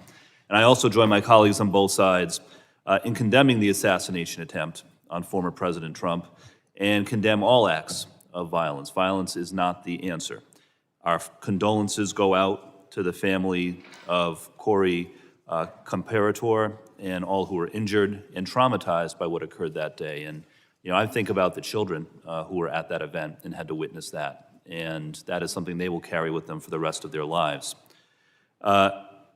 We don't know the motivation of the shooter at this time, but I remain concerned by the rising tide of political violence and domestic violent extremism in this country, which impacts all of us. This is something that some of us have been talking about a lot in this committee. In 2023, the U.S. Capitol Police investigated more than 8,000 cases of direct threats against members of Congress, a tenfold increase from 2015. And so I ask everyone, take down the rhetoric, remove violent rhetoric from our political discourse. Remember, as President Lincoln said, that we are not enemies but friends, and we have to appeal to the better angels of our nature. And yes, we have to make sure that this never happens again. It is welcome news that the director of the Secret Service has resigned, but if we say that that is enough, then we're not doing our jobs. We need to understand what protocols, policies, resources need to be changed, if any, to make sure this does not happen again. Colonel, I wanted to ask, I imagine the Pennsylvania State Police deals with lots of events like this, right? You have lots of political events, big events, Secret Service protectees who come in and out of Pennsylvania. So can you just help us understand, is it unusual to have such a small perimeter around an outdoor event like this one? I would say that we routinely, as a matter of course, exercise deference to the Secret Service to set the perimeter for an event like this based on the protectee. Yeah, I think it's important to note that Pennsylvania is a state where anyone 18 and above can carry a firearm like an AR-15 without a license. It's an open carry state. And so my second question is, outside of that perimeter, were there any controls in place or any, legal tools that you had at your disposal if an individual with a firearm had been spotted, again, within 300, 400 yards of the former president? I would defer to the Secret Service. I haven't seen their operations plan, sir. Right, but you as state police and then also the Butler local police who were responsible for areas outside of the perimeter, if this individual had been spotted earlier with a firearm because it is an open carry state, what legal tools would you have had at your disposal? So we would have responded and attempted to make contact and ascertain what the person was doing there and what their activity was. Yeah. So a number of us have asked questions about lines of communication, and I think that's important, right? Because to the layperson at home, what we're trying to understand is if this individual was spotted on the roof, as he appears to have been well over a minute before the shooting, did the local officers who spotted him know how to radio into the command center? Was that information relayed? And then was it in turn relayed to the Secret Service? This question has been asked a few different times, but can you tell the public what you know about whether local officers outside the perimeter knew how to radio in a suspected threat, whether there was an individual in the command center who was receiving those calls and communicating them to the Secret Service? So I do know that Butler County set up a command post on the site itself, along with the Secret Service's command post, but they were not located in the same building. The exact communication between municipal officers and that command post or the county dispatch that they would rely on. The state police have our own statewide dispatching. We can communicate with the dispatching centers telephonically and through electronic means, but we maintain separate dispatching systems, so I would defer to... So the locals, so the locals were not included in the Secret Service command center, the state police was or was not? The PSP, I can assure you the PSP was in there. Yeah. Additional people, I was briefed on one occasion that there was a representative from Butler ESU that was in there. When they were in there and the length is not really a focus at this point of our investigation into the homicide and the attempted 2 homicides, as well as the officer-involved shooting. So that sequence of events has come up pursuant to us investigating that, but I am very remiss to give you a minute-by-minute timeline and what the communications were. Thank you. I yield back. Gentleman yields. I now recognize Mr. Pfluger for 5 minutes of questioning. Thank you, Mr. Chairman. My deepest sympathies to the family of Sheila Jackson Lee. We worked very closely together on many things, and she was an excellent member of this committee. I agree with my colleague, Mr. Carter, when he talked about Americans deserve the truth. I absolutely agree with that, and also Mr. Magaziner talking about Republicans and Democrats working together on the oversight. Imagine if we worked together, the transparency that we could have on so many other issues that are going on right now, and I believe that that is possible for us to do. Thank you both for being here. Colonel Paris, was it clear to you, when we talk about rules of engagement, deconfliction plans, the assignments of which law enforcement agency will cover which section, did you have concerns prior to the president coming on stage? And if so, did you voice those concerns to the Secret Service? So just to be clear, I was not present at the venue on July 13th. But in the planning and the lead-up, Planning, my default position would be that our commanders are aware of what their responsibilities are within a unified command structure reporting to the Secret Service. And do you believe that it was absolutely clear that there were 0 questions of who was supposed to cover what areas of the venue? I can only comment to our responsibilities, and I believe our responsibilities were delineated to us, and I believe we met or exceeded those responsibilities based on everything that I know as I sit here 10 days in. I think there's still a lot of questions regarding the plan, you know. Agreed. And this is always, in any sort of protection assignment, that's always the hardest thing. Who are friendly assets? Who could be a vulnerable hostile actor? Who displays hostile intent, hostile act? I think it's clear there was a failure, and we definitely want to get to the bottom of it. President Yos, do you get the impression that Secret Service, at any point in the run-up to this or other events, has been stretched thin when it comes to just the work hours that they are putting in, the resources that they have? Was that communicated in any way? Well, I can't speak directly to that. I can tell you that law enforcement across this country is stretched thin, just simply due to the inability to be able to attract the best and the brightest at any levels in order to maintain the staffing levels we need. So if that is the case, and we're not meeting those levels in Secret Service because of our inability to be able to recruit, then we need to address that. Or if it's the alignment of assets and the assignment of individuals, then that in itself is something as well, and it's something I'm not in a position to be able to speak about, other than to recognize that there's 2 huge factors here that need to be addressed. Well, it's clear that that's the case, and God bless both of you for what you do, for the hours that you put in to protect our communities, and we can't do it without you, and we need you, and we will continue to advocate for you. I want to talk about now, that leads me into this next question. There's a piece of legislation, H.R. 8081, called the Disgraced Act. It says, denying infinite security and government resources allocated towards convicted and extremely dishonorable former protectees act, which is a whole mouthful of basically taking details away from people that could include those who are convicted. Talk to me about the impact if former President Trump didn't have a protective detail of U.S. Secret Service there. Talk to me about the impact on state and local partners to protect them in any of the communities that you represent. And by the way, he also was responsible for taking out al-Baghdadi, Abu Bakr al-Baghdadi, and Qasem Soleimani, and the Iranian government wants to do harm to him and other people like him. So what's the impact if you don't have Secret Service help? More than happy to yield. So I think, we're trying not to become very political in this. I think we have a president of the United States who has, by simple virtue of his position, having served as president, that deserves a certain protection because of his service to the country. So the rest of these things are all things that are not for me to decide, other than to tell you that I think we have a responsibility to our leaders. This is not political. That's not political. He deserves protection. You're absolutely agree. right. I agree. Colonel Paris? I would just echo that my understanding is it's a federal statute that creates the Secret Service and tasks them with those responsibilities. So to contemplate a different paradigm, I would reflect back to the legislature to contemplate If something. he was denied a protective detail in Pennsylvania this past week, the weekend prior, what would that have done to your local resources to protect him adequately? I think the removal of any resource inherently makes the burden on the surrounding resources that would have been committed somewhat additional. Thank you. Mr. Chairman, I yield back. Gentleman yields. Point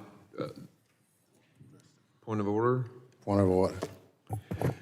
Gentleman's recognized. So I appreciate the gentleman's question, but let me put it another way to the witnesses. The reference legislation. Mr. Ranking Member, I mean, a question to the witness would be someone yielding to you. A point of order, I'm allowing you to make a point of order. Thank you. Well, the point of order is, if you read the bill, it says that if you are a convicted felon and found and sentenced by a judge, Mr. Chairman. then you would not be that you would not have service. You have to be a convicted felon and sentenced. Now, at the time the bill was filed, nobody who was a protectee was a convicted felon.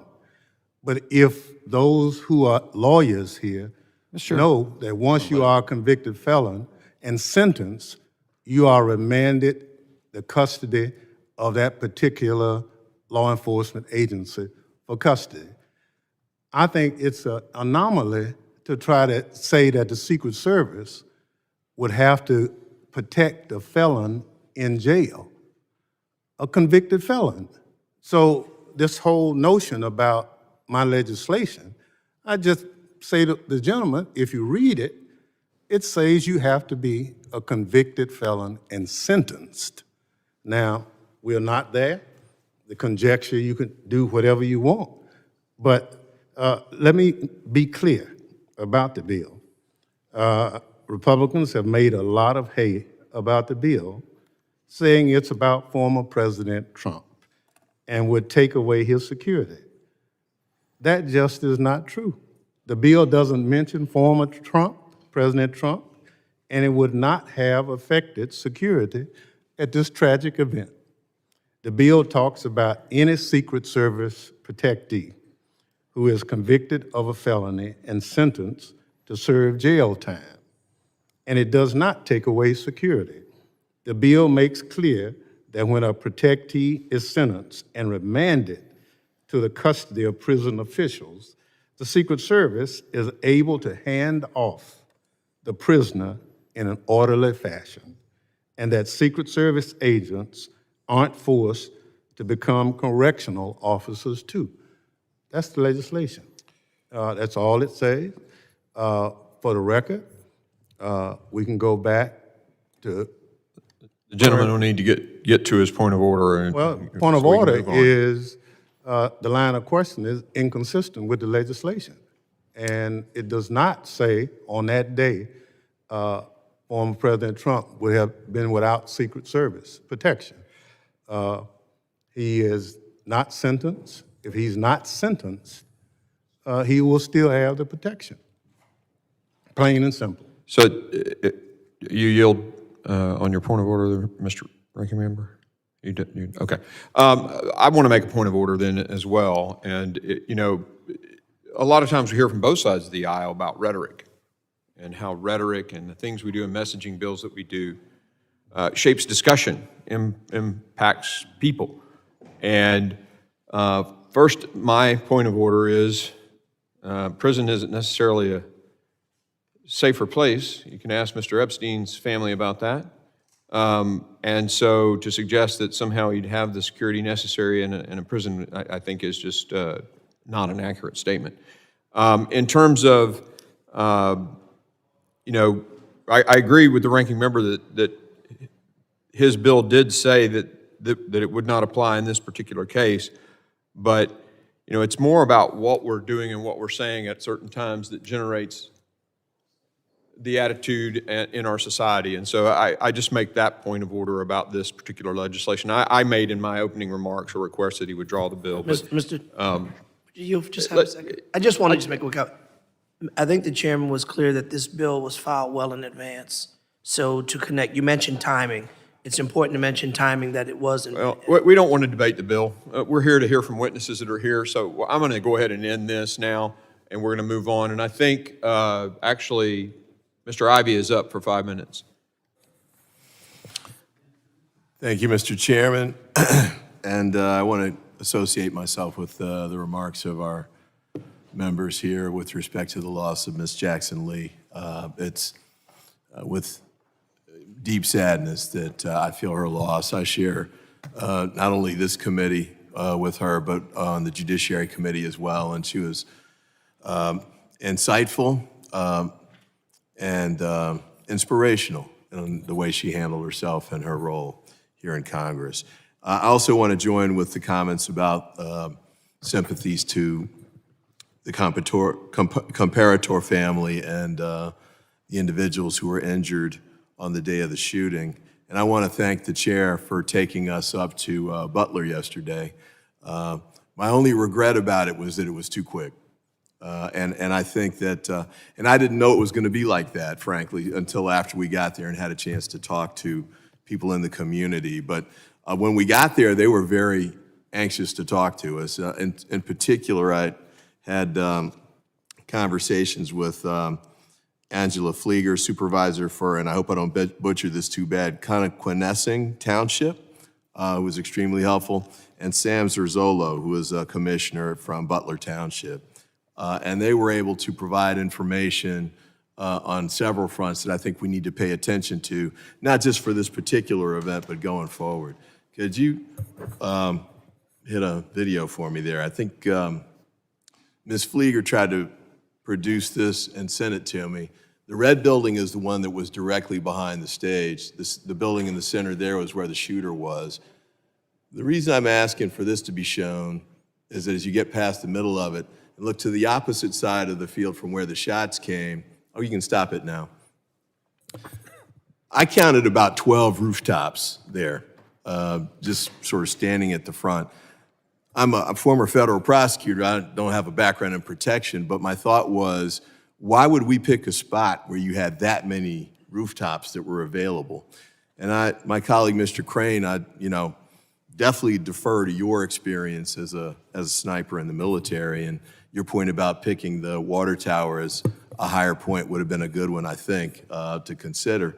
And I'm curious about finding out what the Secret Service would say about that. But I just thought that this was a bad site to pick no matter where you put them. There was just too many openings. The field was totally open. And one of the things that Ms. Flieger pointed out was that the road that went to the side of this spot here, the stage was right in front of those two buildings. The snipers were on top of those, I believe. They didn't shut down that road. And she also showed me a photo of her husband going in on that day through a fence that wasn't guarded in the perimeter area. Another point that she made was that the night before the speech was done, she and 50 or 60 other people from the community came to decorate the stage and put up the red, white, and blue blending and the Trump signs and everything.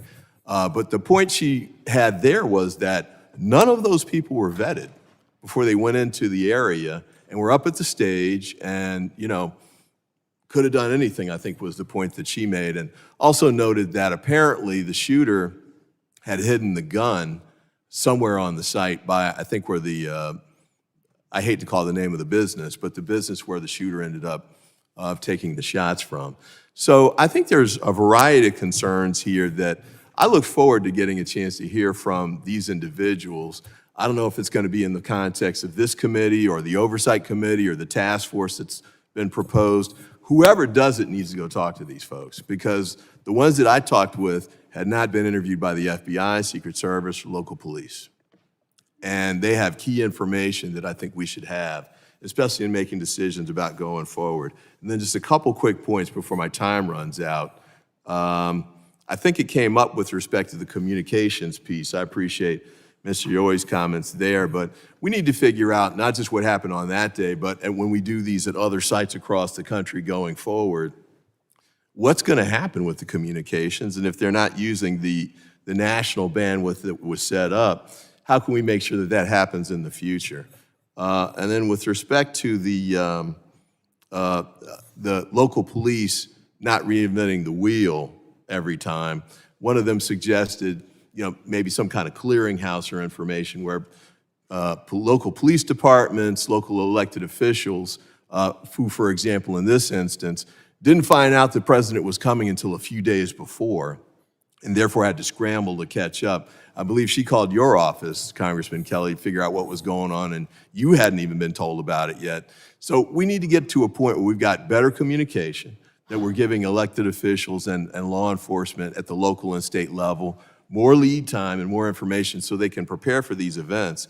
And I know that the director has resigned, but I think it's critical to make sure that we go forward with the investigation of the Secret Service, whether she's there or not. And then the last point, I apologize for running over, is that to the Secret Service and to Homeland Security, I know there's going to be a process now to replace her, but that cannot get in the way of us sorting out what happened on that day, and more importantly, what we need to take forward, because we've got other events coming up in the very near future. We got to make sure we take those lessons quickly, and so we can move them forward. And I thank the chair for his deference for giving me a little time to run over there, and I thank you again for taking us up to Butler. You were making an excellent point, and I didn't want to stop you, Mr. Ivey.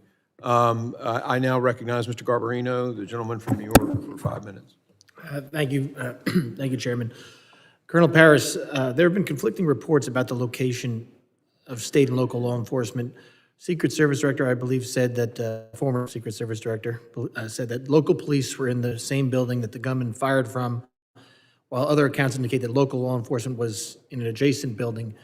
Were any Pennsylvania state troopers, state police assigned to the building where the shooting happened? There were no state troopers, to my knowledge, assigned there, sir. Do you know if any other local law enforcement were assigned inside that building? I only know that Butler ESU were assigned. When you say that building, I'm referring to there's a series of buildings there that have covered walkways or second-story walkways that allow you to, it's almost like a pole barn type configuration, a modular type building. But to my knowledge, there were no troopers assigned to that location, sir. Thank you. Mr. Yos, as technology has evolved, drones have become widely available to both law enforcement and the general public. For a large event with this level of security, would you normally expect law enforcement to use drones for surveillance and deploy counter-drone technology? I'm sorry, I didn't hear the last part. Would you normally expect law enforcement to use drones for surveillance and deploy counter-drone technology? Well, obviously, as I mentioned earlier, I just, in my experience at this location is there are a number of elevated locations that should have been secured. There are a lot of ways to secure that. They could be with individuals assigned to it, but certainly an overwatch to be able to get a good visual of those locations is paramount. So it's been reported that the Secret Service apparently did not use drones for surveillance, but the shooter was able to fly his own drone over the area earlier on the day of the rally and get aerial footage of the site. Do you know if that's true? I have no direct knowledge. Were you, okay, so, and you know if whether or not local aware of any drone use?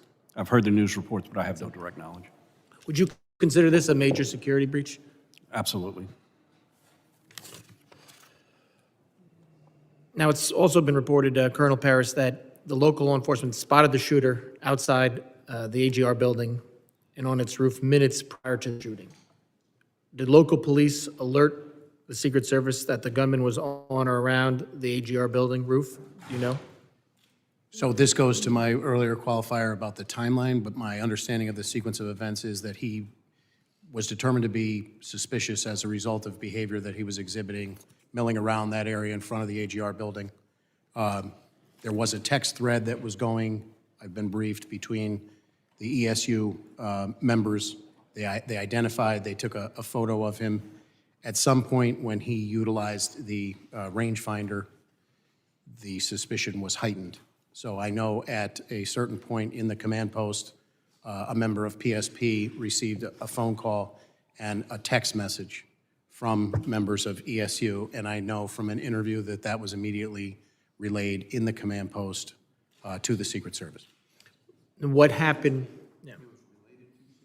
So that was my next question. So what happened? What actions were taken after it was relayed to Secret Service? So when the PSP member received that information and verbally turned right around, gave it to the Secret Service, our member was provided with a number to which the picture that had been taken by the Butler ESU members, or that was on that group thread, to which that should be sent. Our member did that, and our understanding was that was some element of the Secret Service. So this was all reported, yeah, this was all reported to Secret Service, and they gave him, Secret Service then sent him back, one of your officers, a number back to send the information back to? Is that what you just said? That's my understanding. When did that happen? Again, the actual timeline, I'm very remiss because I know these timelines need to be hammered out exactly to the minute, but I would say, that the overall timeline is about an hour before is when he became suspicious to ESU. What I want to say is, if we know that former President Trump was shot at 11 hours, it was probably in the vicinity of 25 to 30 minutes, but I want to make sure that's a very... So it was before he went on to speak? But at that point, just to be clear, he was determined to be suspicious.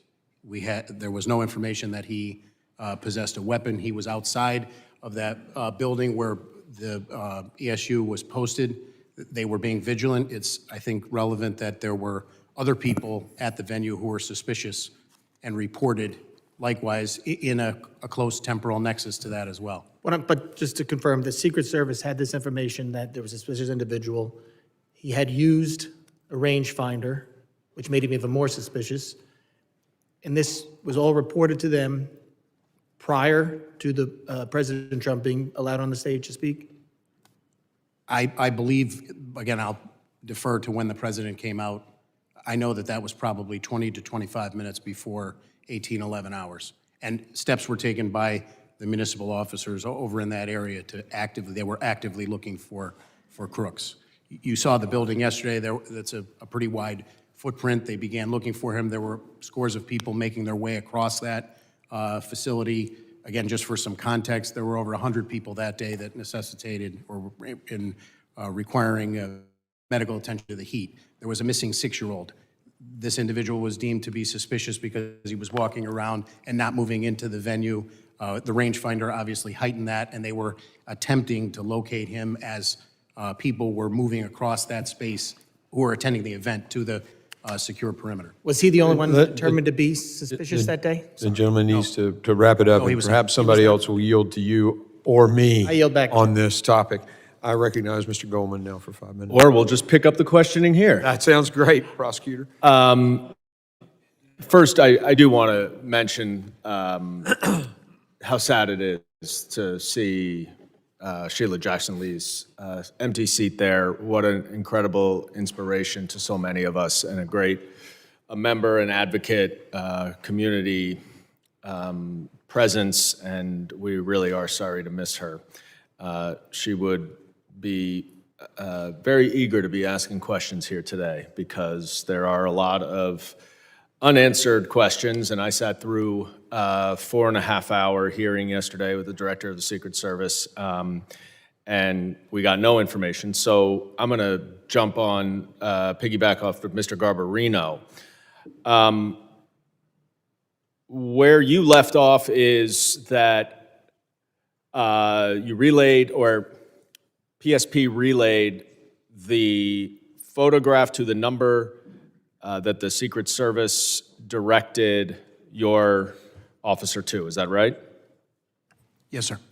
Now, did anything come back?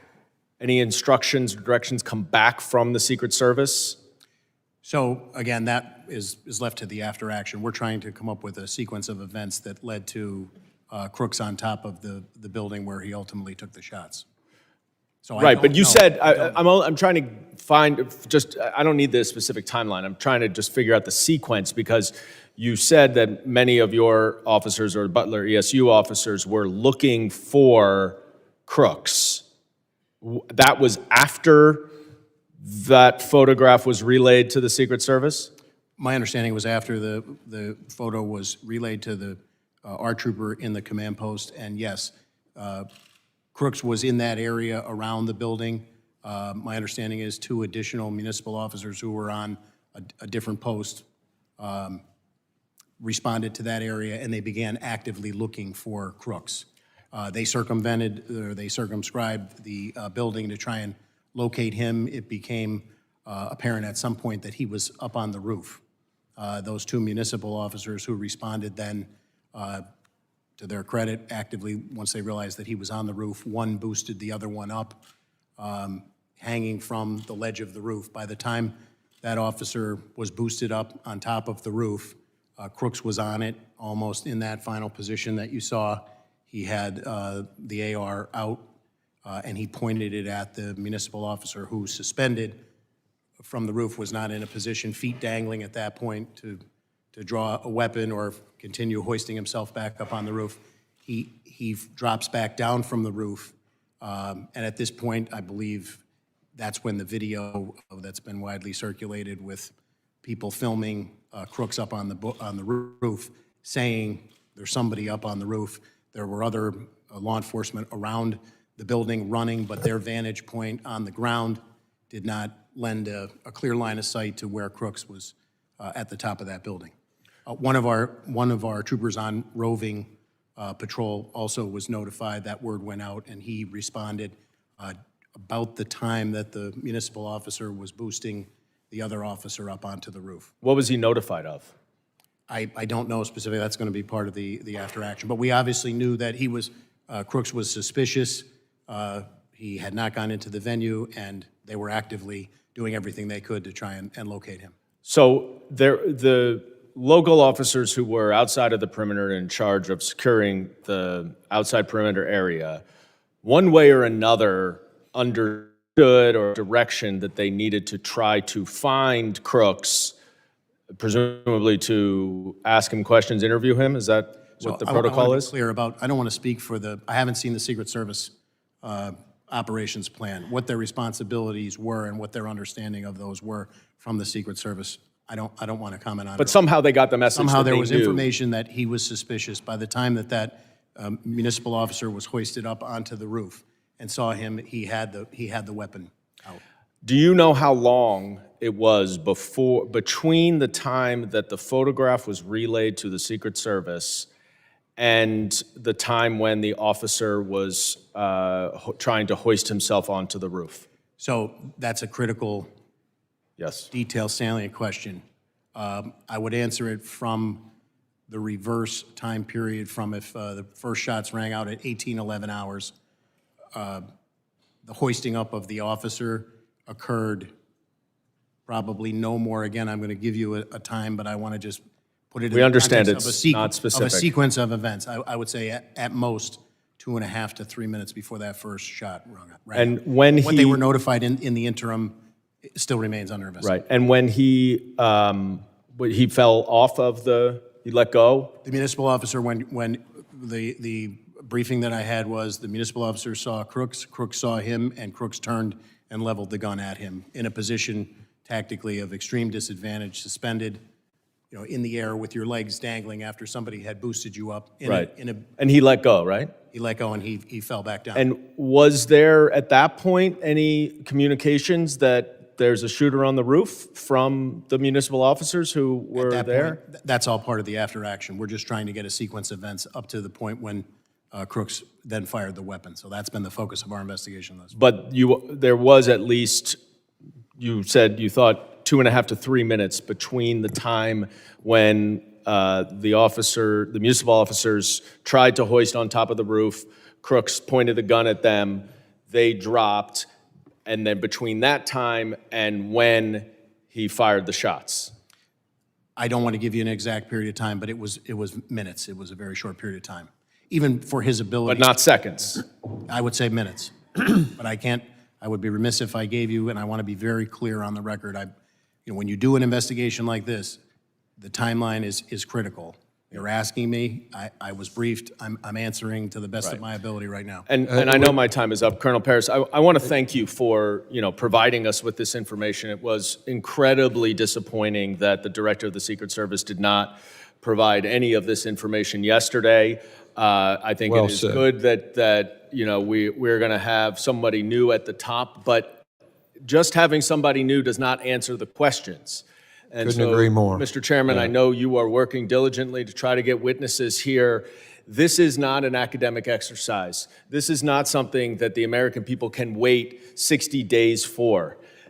With these gaps in information, there are conspiracy theories, there is disinformation, and all of our safety is at risk, political violence is escalated, and we need to know these answers. I thank you for bringing these witnesses here. And Absolutely. And I appreciate the tag team between two sides to get to the details on this, because this is poignant.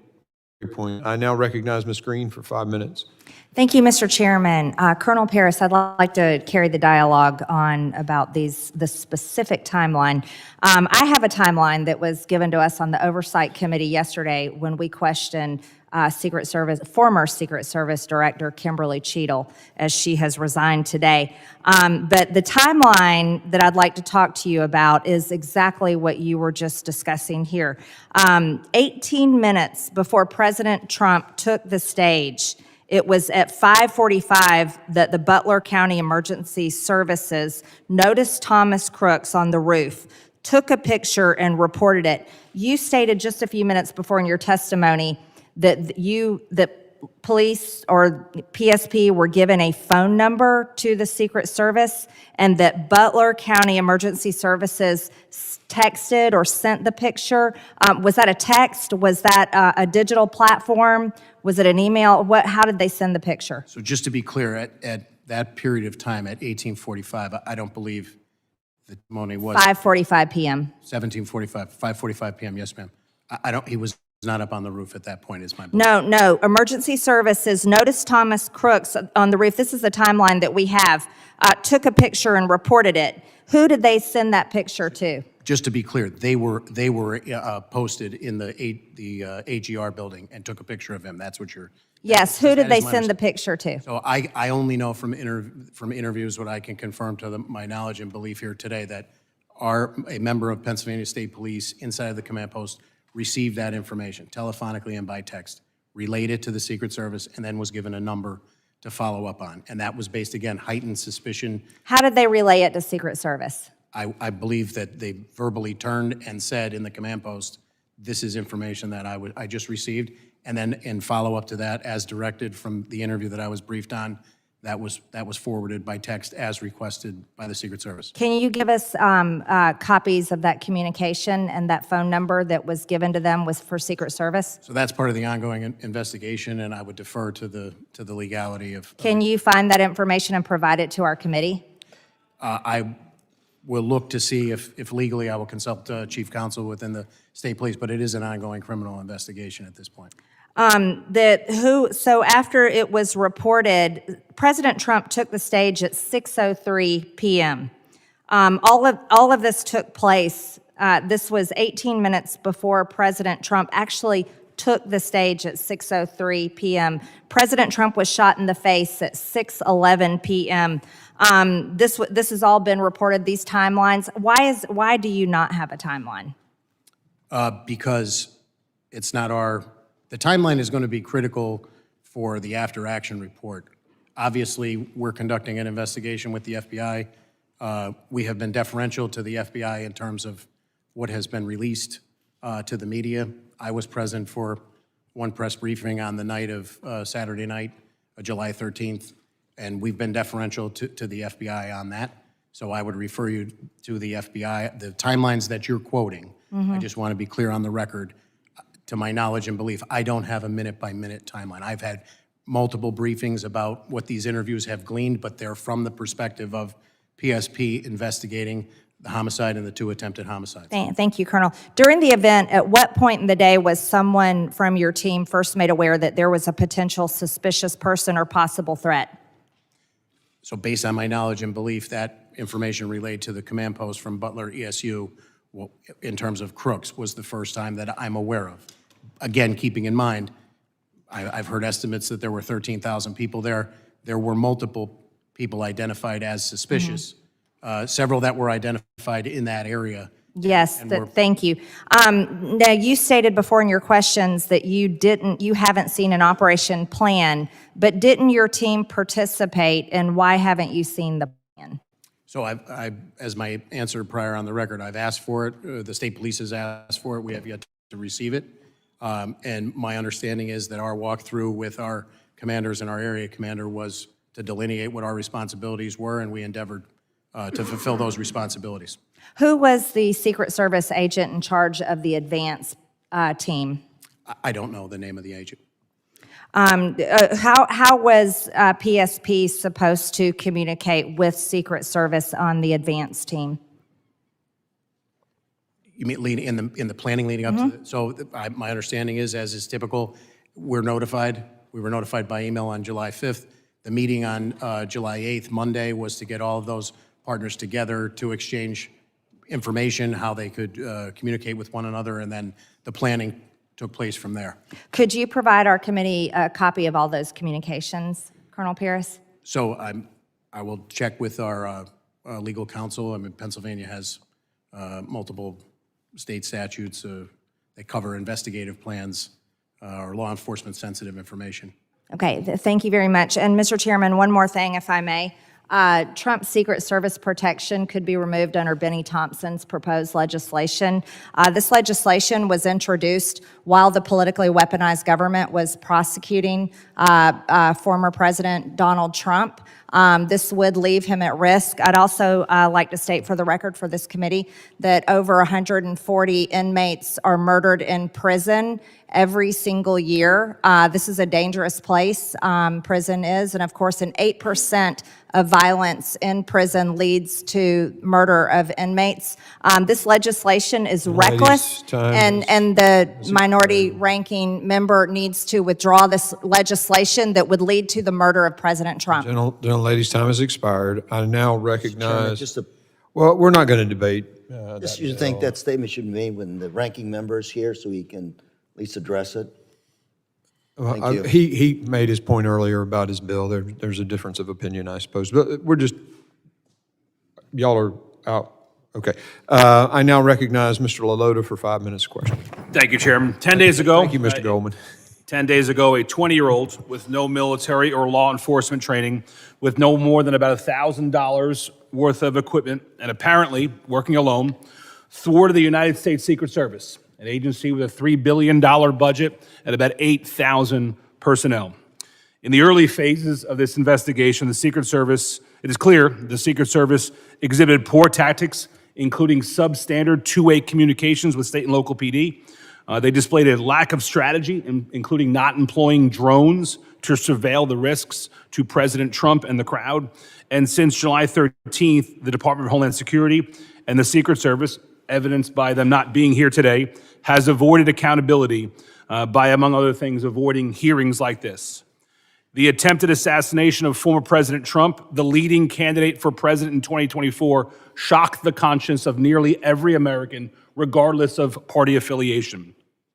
We, the members of the Homeland Security Committee from both sides of the aisle, are here today to ask questions and about those who are in charge that day, to hold the Secret Service accountable, but more importantly, to ensure this never happens again. Chairman, thank you for hosting this hearing. Colonel Paris, you're the Commissioner of the Pennsylvania State Police Department? Yes, sir, I am. And your testimony, sir, is that approximately 25 minutes, and I won't hold you to the exacts, but approximately 25 minutes before the first shots were fired, that local law enforcement officers identified Crooks as suspicious? As suspicious, yes, sir. And what was it that led those officers to conclude that Crooks was suspicious? My understanding was that he was milling about, and he stood out to them because he never made his way to a point of ingress to the venue. In defense of possible hypotheses, could have been waiting for somebody, could have been delayed, but he stood out to them, and they, from their vantage point at the AGR building, identified him as suspicious. That was in 62 minutes prior, as I understand the timeline. That first one, it was 25 minutes prior for the rangefinder. Thank you, Chairman. And Commissioner, with respect to him being suspicious, were there other folks who were also in the crowd identified as suspicious by law enforcement? I have been briefed that, yes, there were multiple individuals, which would be consistent with normal operations for a detail like this that are identified as suspicious. Can we take that as a single-digit number of other folks? The number that I was briefed on was single digit, but I can't say definitively that I was. What number were you briefed on, Colonel? Excuse me? What number were you briefed on? I believe I was briefed on an additional 3 individuals. Okay, so Crooks plus 3. My understanding is you had about 30 Pennsylvania State police officers at the time of the rally? That were assigned to the detail, both responsibilities of the detail, yes, sir. And were all of them assigned to your area of the perimeter, not the interior where the Secret Service held the most jurisdiction? I'm confused by your question, sir. My understanding, and what the committee has been told, is there were 2 layers of defense of President Trump. 1, the interior, which the Secret Service held the most domain over, and 2, the exterior perimeter, which had ceded a lot of authorities to state and local. Is that your understanding as well, Colonel? So I don't want to get convoluted with different perimeters. I'm familiar that there was a VIP seating area up front. When I refer to the secure perimeter, I'm talking about the fencing that goes around the Butler County Farm Show. All of our people were detailed at various locations decided by the Secret Service inside of that. Thanks. That leads me to the next question. If staff can cue up the Eli Crane video at about second number 1 or 2. This is the AGR building. I and several of my colleagues were there yesterday in Butler. Kudos to Mr. Crane for getting this good video. My understanding from your prior testimony is there were 2 officers stationed or assigned, I think was your testimony, to this building? I'm aware of 2, but I don't want to say, again, not having seen the Secret Service. And they were assigned, sir? My understanding is that the Secret Service and Butler ESU had some sort of collaboration, and that was to be covered. What was their assignment in the building, sir? I cannot comment. I'd be remiss not. Were they assigned to be in the building? I can't comment. What were the qualifications of the people assigned to or around the building? ESU guys, SWAT guys, long guns, good tactics? They would be, as the name implies, but I defer to their exact training. I'm not aware of it specifically. But your understanding is through the duration of the incident, to at least the first shots fired, they were entirely within the building, not on the building, sir? I don't 100% want to say where they were the entire period. But you don't have an understanding as to whether they were assigned to be in the building or on top of it? I don't. I would need to see the Secret Service operations plan. And would that have been left to the discretion of state and local, or would that have been left to the discretion of the Secret Service? It sounds like you're saying that would have been left to the discretion of the Secret Service. I would say it's the Secret Service as the lead agency, just like they told us. Here's the post we want you to staff. This is the motorcade we want. I would defer to the Secret Service. Thanks, Colonel. When in Butler yesterday, we asked the question, why weren't the 2 well-qualified ESU officers on top of the building rather than in it? And what would you say if we were told the explanation is, well, it was a hot day in Butler and there was air conditioning inside the building and not on the building? What would be your reaction to that assertion, Colonel? I can't respond to it. I have no firsthand knowledge about it. Was it a hot day in Butler that day? I believe it was a warm day, yes, sir. But you have no knowledge of whether or not the Secret Service or anybody else assigned these 2 officers to be in the building and not on it? No, sir. I yield, Mr. Chairman. Gentleman yields, and we're going to go out of order because Mr. Luttrell has to get to his committee, so you're recognized for 5 minutes. Thank you, Mr. Chairman. Can you pull the video back up, please? Just for clarification, that is the exact point where the shooter was positioned, correct? Looking through that window in proximity to, if you give a range fan, if you was to expose yourself outside that window, is that the shooter's position? No? In relation to that video, where is the shooter's position at? Just further on the left side. And Mr. Paris, can you clarify something? There were ESU agents internal to the building or in proximity to the building in that location, correct? I don't know to that specific location, but they were assigned to the AGR building. And once the call went out that you had a bad actor in, the agents in the building left their position to try to find that individual? My understanding is he was on the ground moving around the perimeter, and they moved to actively aid in the search along with additional municipal officers who were. Does it make sense that ESU agents would be positioned inside the windows so they'd have a better vantage point out into where the X is, where the asset is located? Could you ask that question again, It Congressman? makes sense to me that the ESU agents would be positioned in these windows, the windows that they're talking about in this building, so they could have better eyes on the asset, the president, instead of internal to the building milling about. Is that a fair assessment? I'm remiss because I don't know what the conversation was and what the responsibilities delineated. I think my concern is if we did have agents, let's just speak hypothetically here, if agents were positioned in these windows in order to provide protection for the asset, and then they were released, and I'm assuming they work in pairs, correct? There's only 2 of them, or is there 4 of them in the building? Do we know the answer? From my briefings, there were 2. There were 2. But to me, it would make sense that one would stay behind in order to cover the X, or cover the asset, and then one would engage in activity to find the actor that they were trying to identify, correct? I think my concern is the individuals may, and I hate to say this out loud, but if we didn't do due justice and we left that asset exposed because both ESU agents went to look for a bad actor, we just gave the shooter a bowling alley. I don't know what their responsibilities and their rules of engagement were, not having seen the Secret Service operations plan. And I'm reluctant to speculate at this point, 10 days out. I would rely on the reviews yet to come. When it comes to Secret Service, talk Collins Matrix here real quick. When it comes to Secret Service and the local law enforcement, the state law enforcement, I understand that they are housed in the same, is there a common communication channel? And if so, does each agent and each officer that's working the event have, and I'm going to use old terminology, do they have an avalanche call? Do they have a no joy? When they see something that raises the red flag, can any officer radio in, go, no go? We are not, hold the asset in place. We have somebody that we're looking for. And if they do or if they don't, how many people does that have to go through to get to the right actor in order to say stop? I don't know. Okay, we need to figure that out. Because if I'm an ESU agent in this window and I have to radio a person who has to radio somebody, who has to radio somebody else to get to the main person, then to call it, the dishes are done. I'm aware of 3 radio systems in operation, PSPs, the Secret Service, and Butler counties. All communicating on different channels. Technically, yes, but the integration occurs, I can only speak from PSP, our integration occurs by us having somebody inside of the Secret Service command post. Again, for an incident of this magnitude, in theory, the more people you have on the same channel, if there was a medical emergency or lost 6-year-old and everybody keys up at once, it paralyzes your communication. I understand that, but if there's one specific channel that you can go to call an avalanche and say, which is freeze the asset, I think that would be necessary. Now, you mentioned something earlier. You guys have done about 20 events this year in Pennsylvania. So, and you spoke, it's common.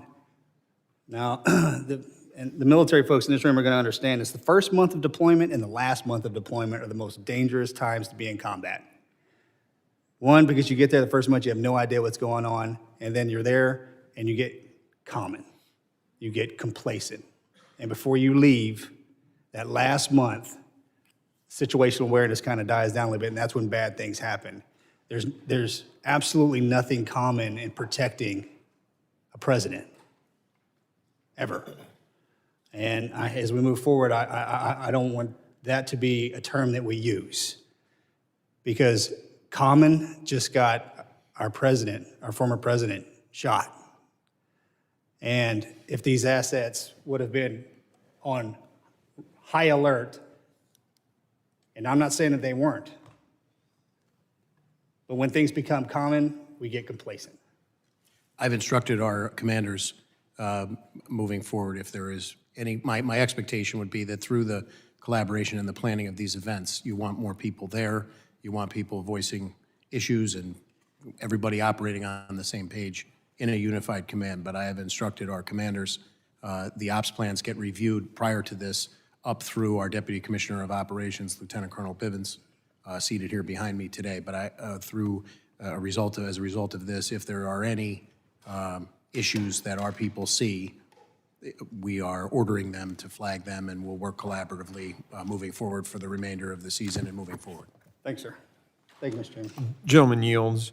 And our witnesses, at any point where we're going to probably go at least another hour here, if you need to take a break, just let me know and just give me the high sign or a thumbs up. Y'all are okay right now, or are you? Yeah, we can take a break. Take a break? All right, we'll do 5 minutes and 5 minutes only. The restroom's right down the hallway to your right. Adjourn.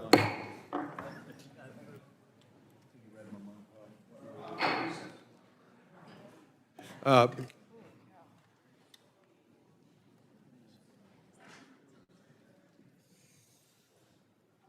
you.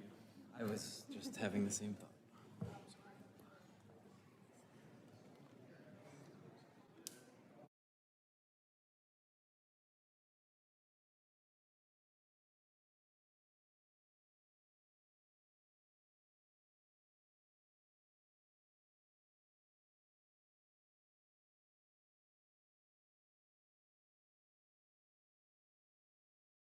The gentleman from New Jersey, Mr. Menendez, for 5 minutes.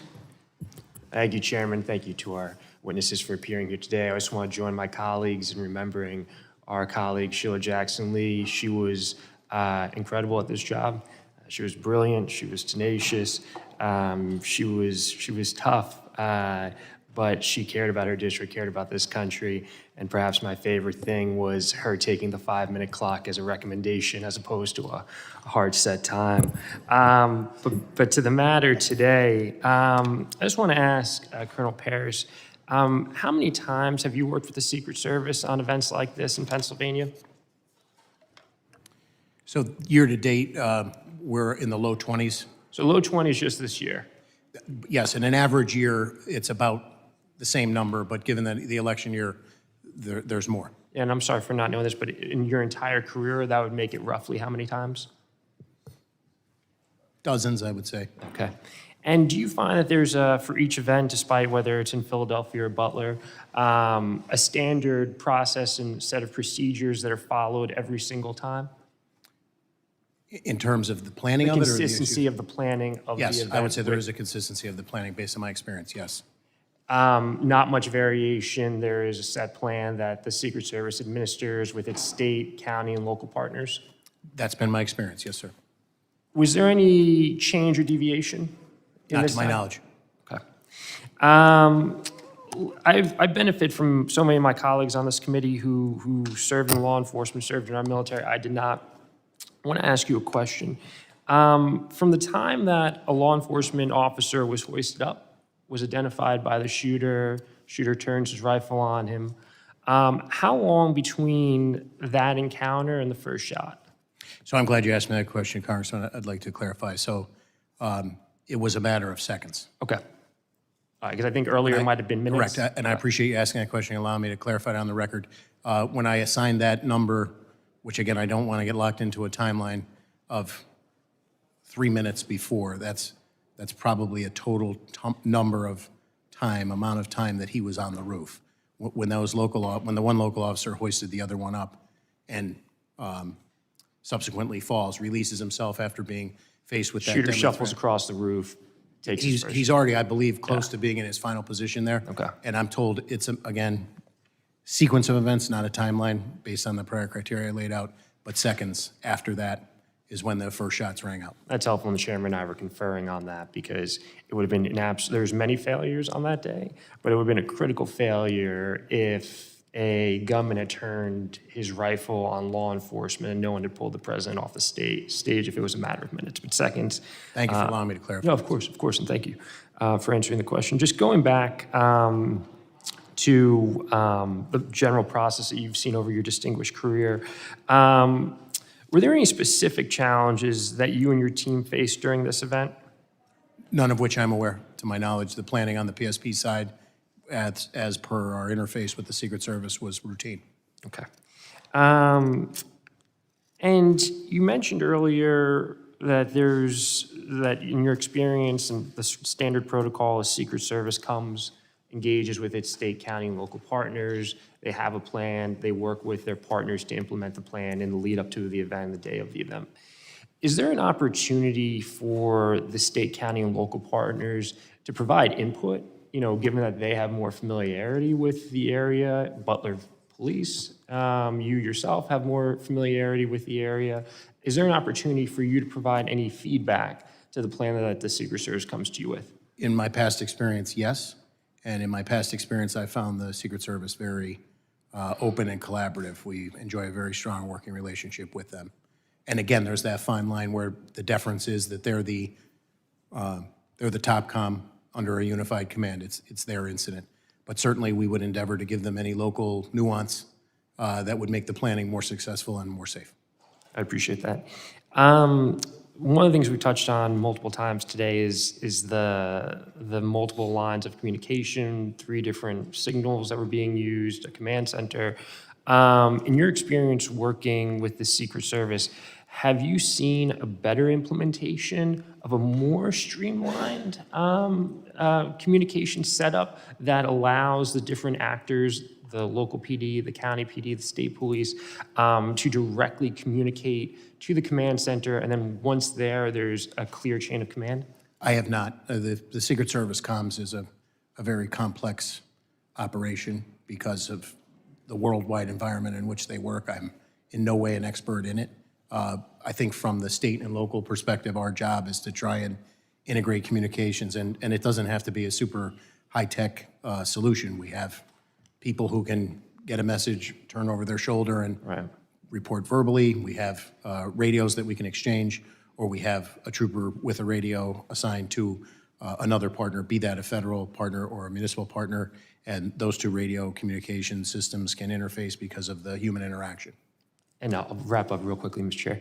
And it sort of makes sense in a way because you're going to have people doing traffic. They're going to, folks who you mentioned, a child went missing. You could have a firecracker. You could have a multiple number of things that don't need to rise up, which is why some level of siloing makes sense.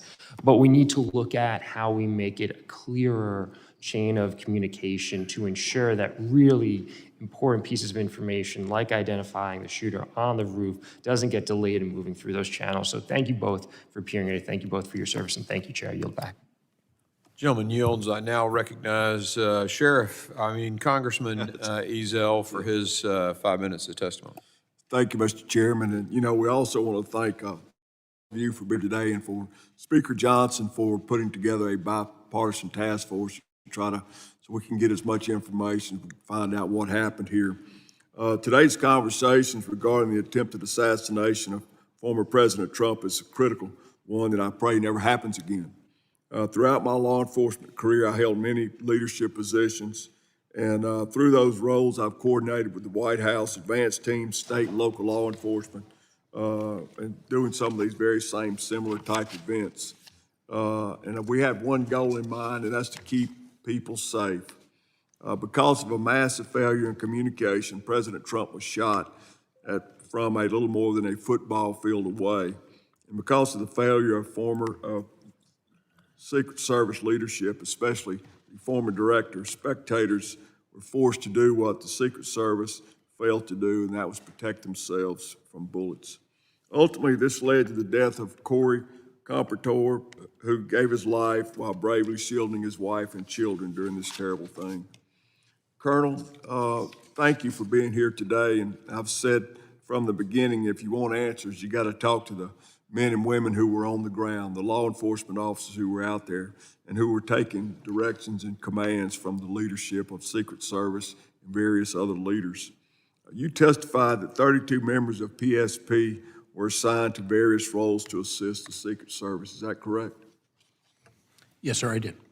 Your officers were assigned to various roles, but they were not responsible for securing the building or property at AGR. Is that correct? Yes, sir. The former director testified yesterday that the building was outside the Secret Service secured perimeter. Did the U.S. Secret Service leadership direct local or state police that was their job to secure the building? And if so, did they provide any guidance on this? So as I stated earlier, aside from the briefing that I received about the walkthrough, when the question was raised and the response from the advance team of the Secret Service, the agents on the pre-plan, that was going to be the responsibility of Butler ESU. I have no firsthand knowledge about any interaction between the Secret Service and any other entity, really. The Secret Service established and managed the primary command post for communications in the office of the Butler Farm Show. Is that correct? That's my understanding, sir, yes. Preliminary findings have concluded that communications were siloed and local law enforcement were not in frequent radio contact directly with the Secret Service. Local SWAT and sniper teams were on a separate radio channels from patrol. Colonel, do your radios have the capability to be programmed to be in contact with other agencies?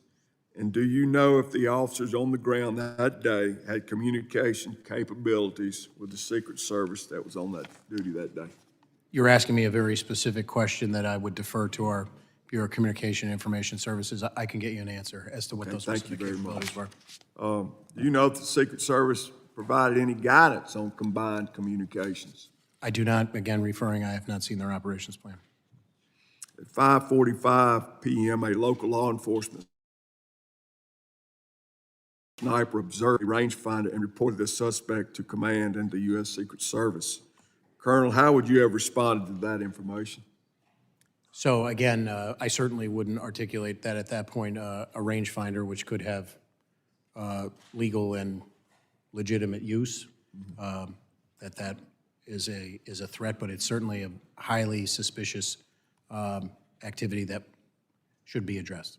Exactly. Mr. Woes, you testified clear and constant communication is crucial to ensure the security of the protectee, and that local law enforcement should be part of the command post to facilitate real-time information sharing and rapid response to emerging situations.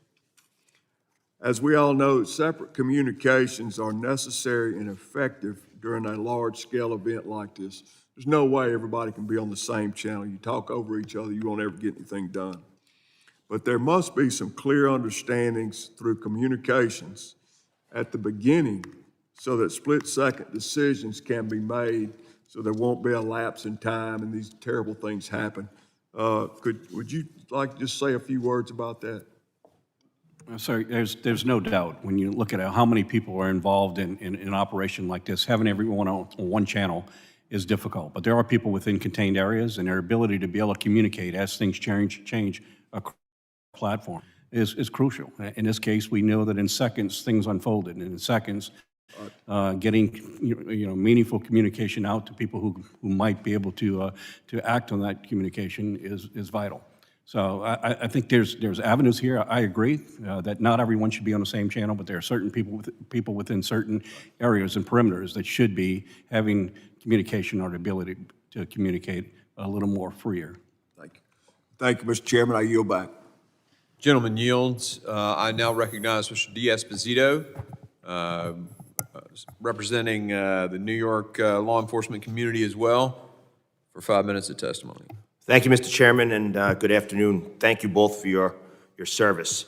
On July 13th, we witnessed the Secret Service fail to secure a Pennsylvania field and keep the former president of the United States of America and the Americans that were gathered there safe. While President Trump thankfully survived this horrific attack, Corey Compatore, a volunteer fire chief, a father, and a husband died while shielding his family from the assassin's bullets. Two others, David Dutch and James Copenhaver, were both struck by bullets and are still recovering. The Secret Service failed. Quite frankly, they failed miserably. And Colonel Paris, Mr. Yos, Mr. Ezel, myself, we could probably combine our law enforcement experience and have no question that there was failures that day. We could probably ask someone who just graduated from a police academy or a veteran with 40 years on the job, and they would agree. So my first question is to Colonel Paris. I know that you mentioned over the last year you've had close to 20 interactions with the Secret Service and visits. During his presidency, Pennsylvania has been the second most visited state by President Biden. If you could go over again, what is your coordination with the Secret Service? What does it normally look like ahead of a visit from the President of the United States? So I would say the basic timeline is the same. We are notified at some point that there's going to be a visit of a protectee or the president and everybody in between. The venue is ultimately secured, the logistics, and then there's planning at the request of the Secret Service, and our default position is to attempt to partner and give them all the support that we can. Okay. Now, I know that Mr. Menendez had similar questions, but I just want to reiterate because I think it's critically important. Of the dozens of times that you've dealt with visits from the President of the United States, and I'm sure you've thought about this dozens and dozens of times at this point, and read through emails and thought about different incidents, compared to the incident on July 13th, was there anything different from the way that this was handled? Not to my knowledge, sir. Okay. So at approximately 5:51 p.m., Pennsylvania State Police notified the Secret Service of a subject with a rangefinder. That was 20 minutes before the gunman shot President Trump and 2 others. This is for either one of you. What should have happened next? So ideally, I would say that Mr. Crooks could have been encountered and intercepted. That would have been the ideal. Mr. Yos?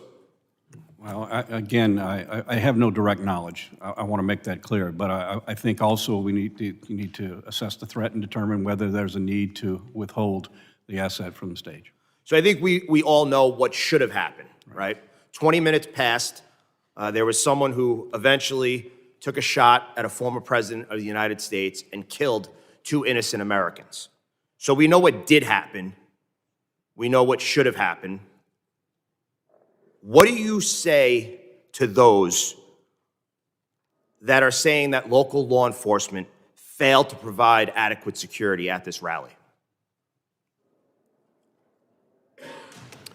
As I stated earlier, based on everything I know up until day 10, I only am going to comment on the Pennsylvania State Police, and it's my belief as I sit here, based on all the information that I have, that we met or exceeded our expectations for that event.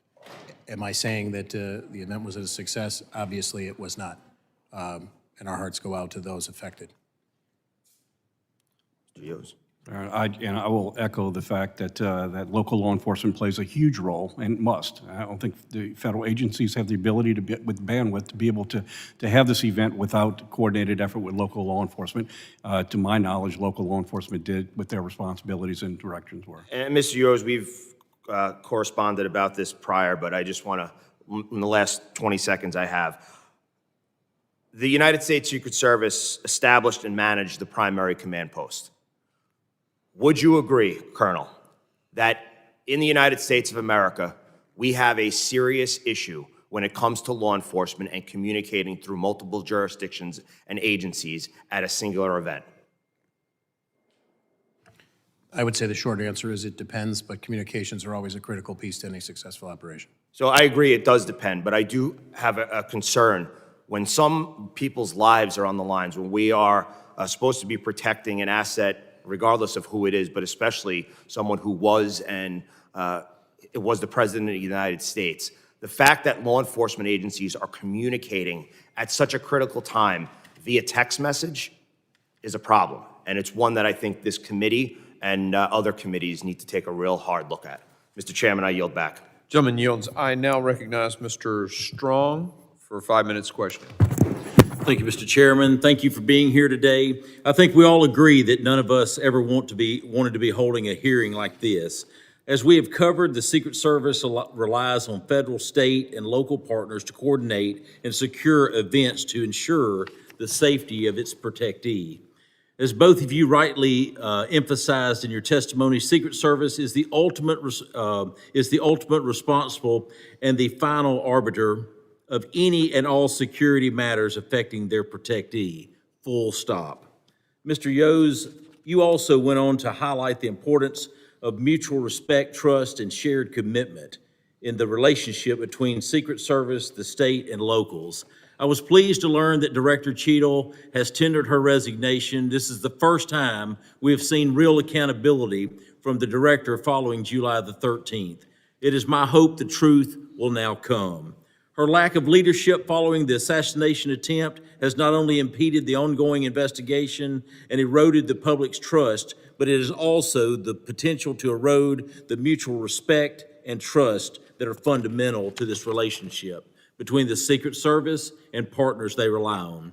Colonel Paris, I understand that state and locals were the ones that first alerted the command center of a suspicious individual some 20 minutes before he started shooting. Is that correct? As I said before, I would agree with the sequence of events, but I don't want to go on the record with the exact time. So that's my understanding of the sequence of events. Yes. Does the Pennsylvania State Police use a digital radio system, whether it be the P25 or something of that nature? Yes, we do.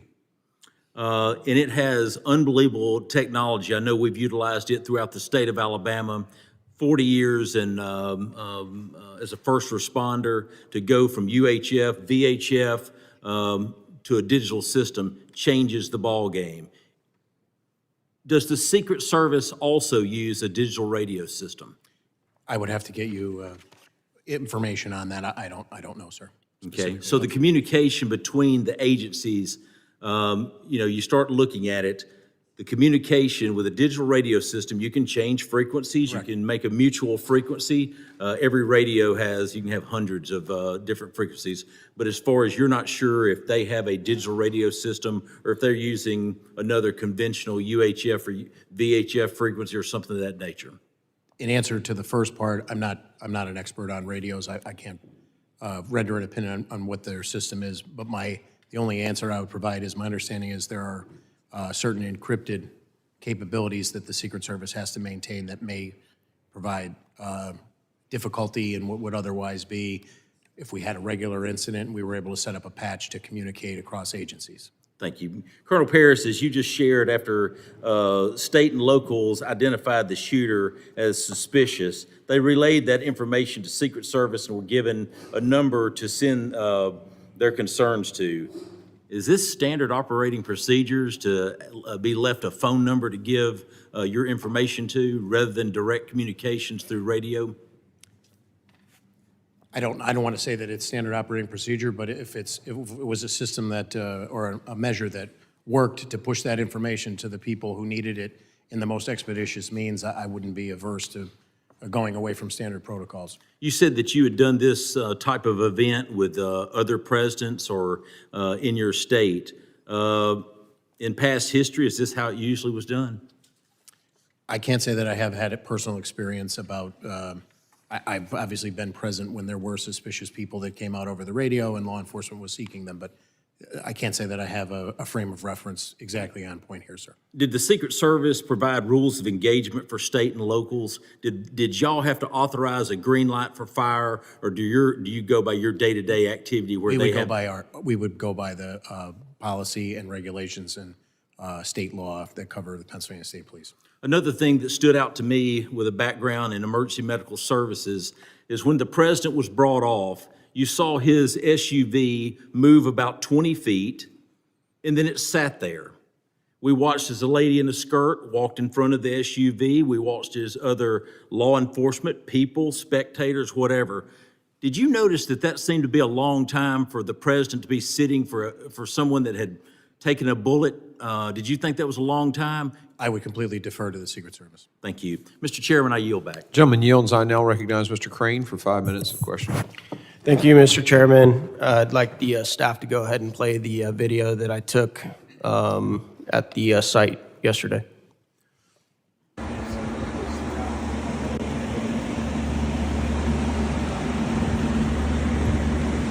right, guys, I'm up here on the building where the supposed sniper took his shot.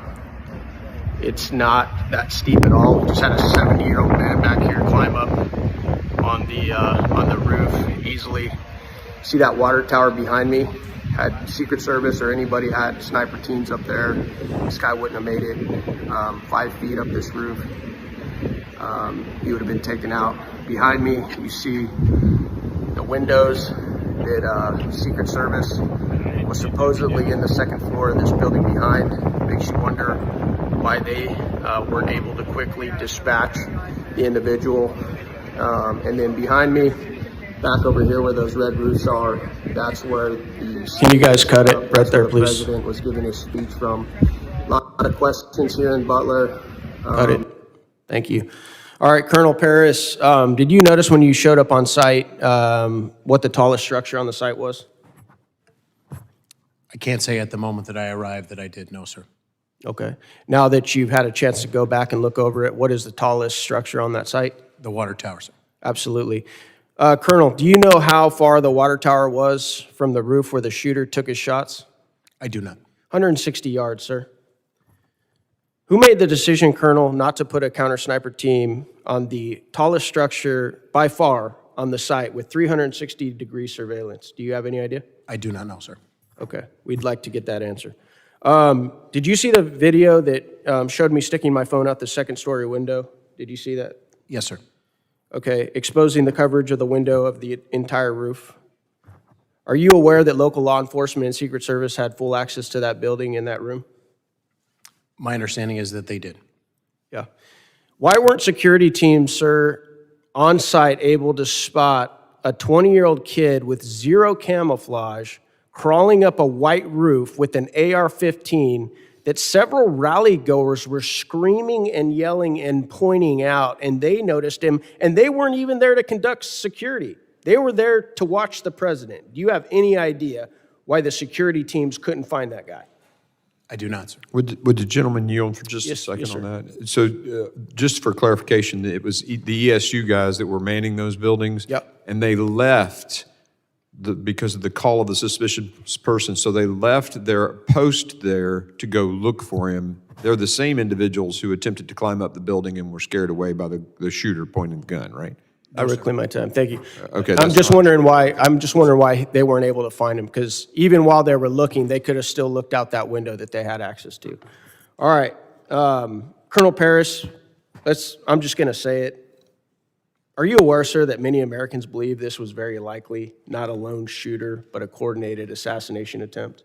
Have you been getting those messages from people like I have? I have not, sir. You haven't? Well, there's a lot of people in this room that have been getting the same messages. Why do you think that is? Why do you think that a lot of Americans are like, this doesn't add up, this doesn't make sense, guys? How could this many things have gone wrong, right? Like the things I pointed out, a 20-year-old kid got 150 yards of the President of the United States with an AR-15, flew a drone to conduct site surveillance, was spotted with a rangefinder ranging targets, then lost, had advanced explosive devices on him with no military training. Nobody was placed in the most obvious spot to conduct counter-sniper operations. I was a sniper in the SEAL teams, Colonel. As soon as I got out of the SUV and I saw that water tower, I was like, that's exactly where I'd be. Put me right there. So obvious.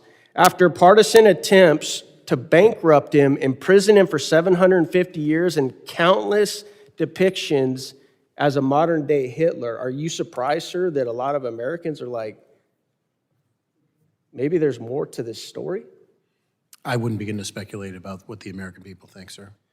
Colonel, did your team make entry and conduct investigation at the suspect's home prior to this shooting? Excuse me, sir? I asked that question. Did your team make entry and conduct any investigation at the suspect's home? I believe we had people that participated in that securing of it. There were bomb assets that we provided. Mr. Chairman, can I have 30 more seconds? Yeah, I'm letting everybody kind of. Okay. On the night of. Since then, none. Did you get any reports from any of your agents of anything fishy at the home? I was briefed on. Was there any silverware found in the home or trash? I have nothing in the briefing that I was given, sir. Was it extremely clean, almost like a medical lab? Were you given any of those reports? I was not giving any of those details, sir. Okay, that's what I'm hearing. Interesting.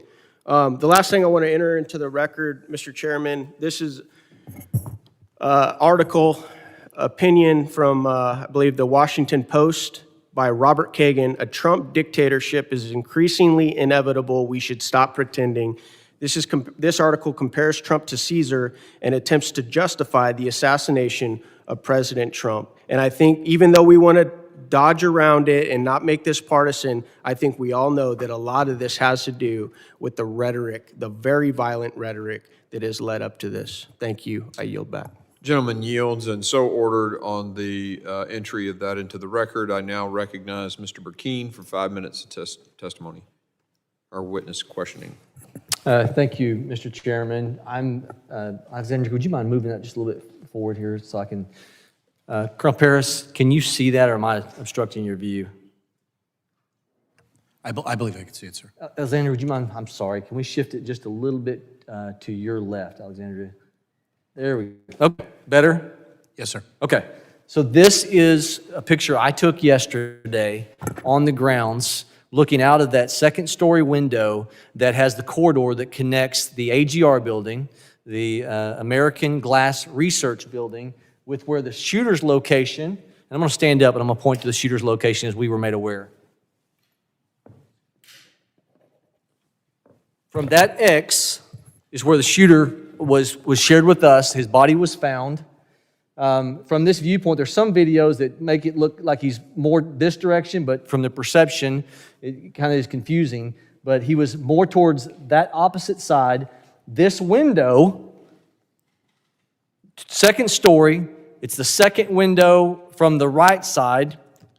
That window has this view where they could clearly, those ESU officers that were stationed, given access by the property owner to that window, could see the shooter had they been stayed in that man position.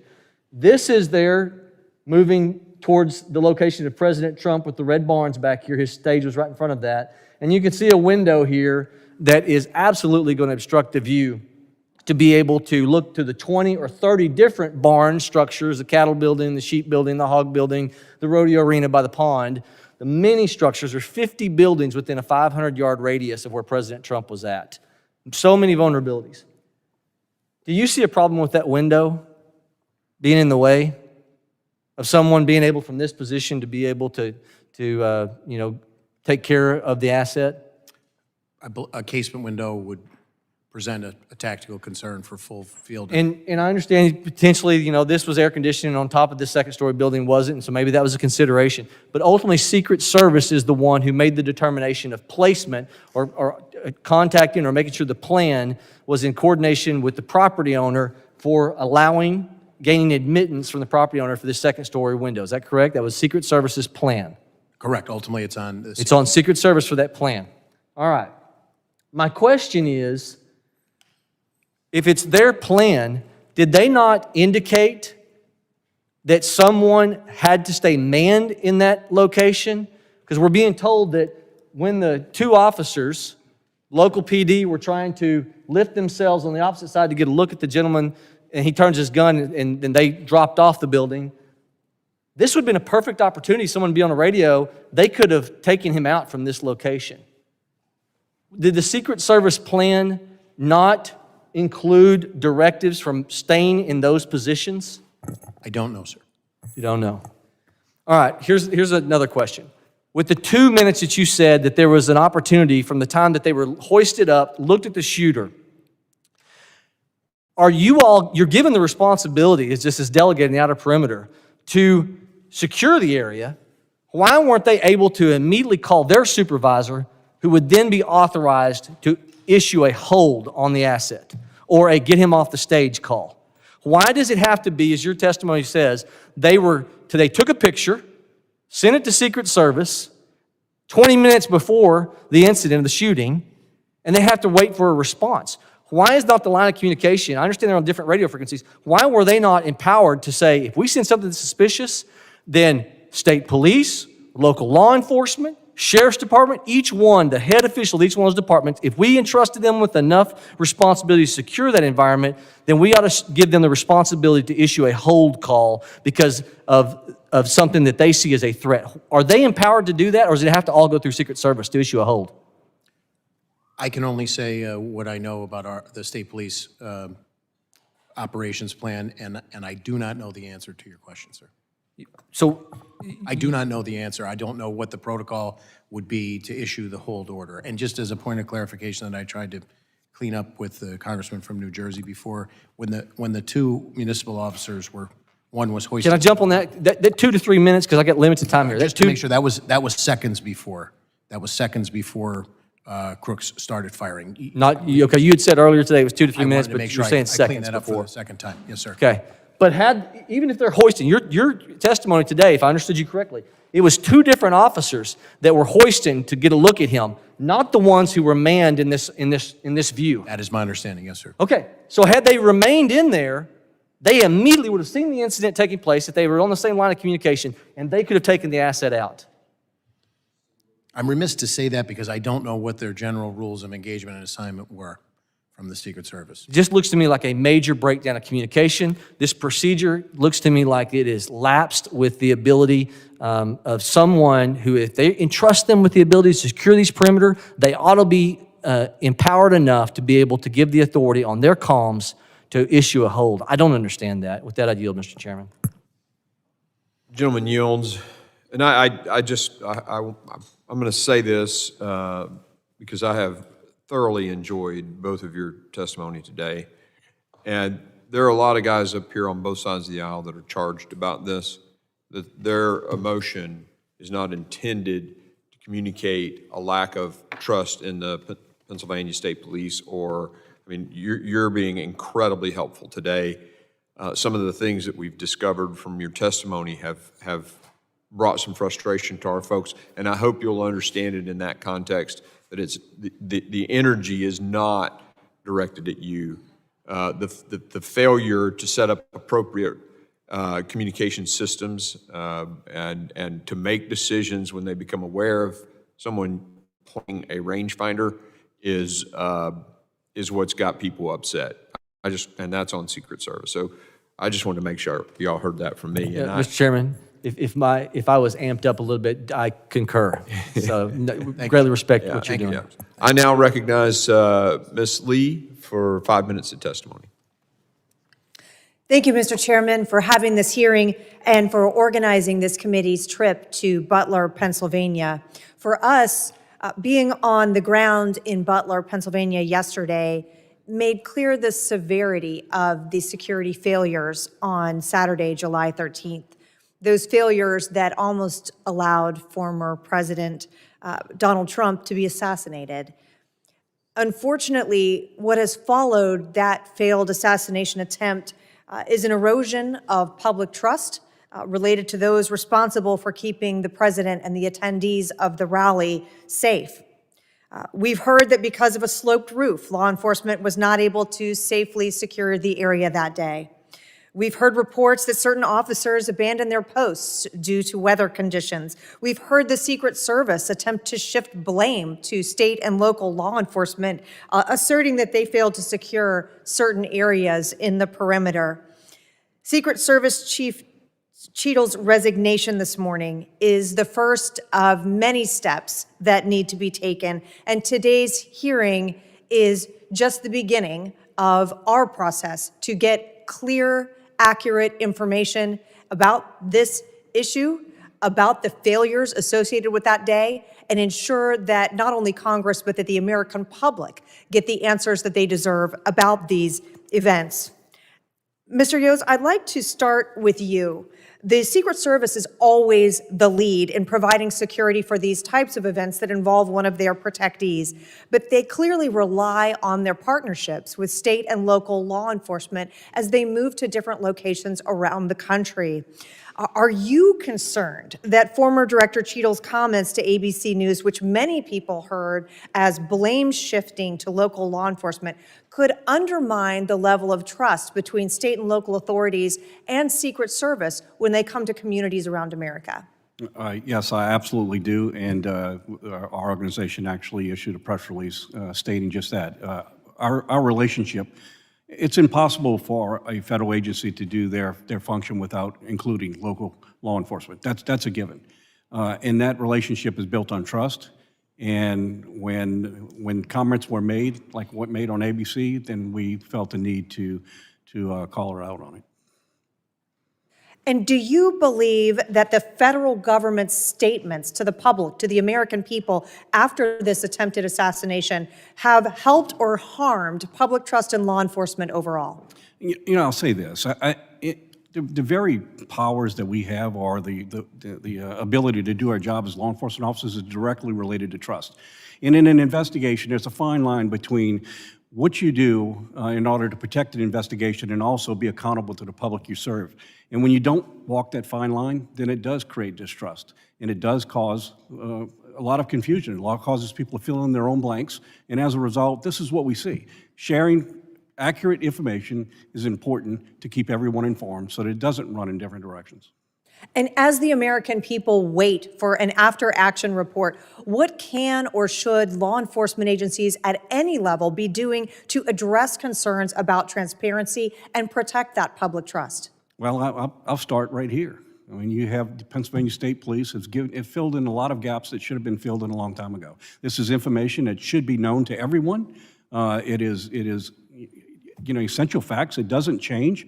It is what it is, and sharing this information lets everyone know exactly what occurred and gives us some insight of things that we need to correct. And you've been here now throughout this day, throughout questioning from a number of members of this committee. As this committee continues to investigate the failures that resulted in this shooting, what are some of the key questions that you believe should be asked about the assassination attempt, as well as the management and organization of Secret Service more broadly? Well, you know, again, I have to you know, be upfront in the fact that I have no direct knowledge to this incident or things that unfold. I'll just speak in just general terms. The first question that I think we all need to ask is, with so many elevated positions available, what steps were taken to protect those assets? I don't know the answer to that, but there were a lot of places. I mean, we learned a lot of lessons going back to President Kennedy. Higher locations create unique problems, and as a result, they should have been part of any action plan. I'm not saying they weren't. I'm just saying that we see the end result of what happened here, so obviously we have a failure there. Thank you, Mr. Chairman. I yield back. The gentlelady yields back and now recognize the gentleman in whose district this tragedy occurred, fine representative from Pennsylvania, Mr. Kelly. Thank you, Mr. Bishop. I appreciate Chairman Green's allowing me to be here, and then also to be in Butler yesterday, which is my hometown. I'm 4 miles from this location. My concern actually started on July the 5th when I was told that former President Trump was coming to Butler, and I said, that's great. And they said, yeah, and he's going to be at the Butler Farm Show. I said, you must mean the big Butler Fair. They said, no, the Butler Farm Show. I said, who did a site visit? The answer is, we've already made our determination.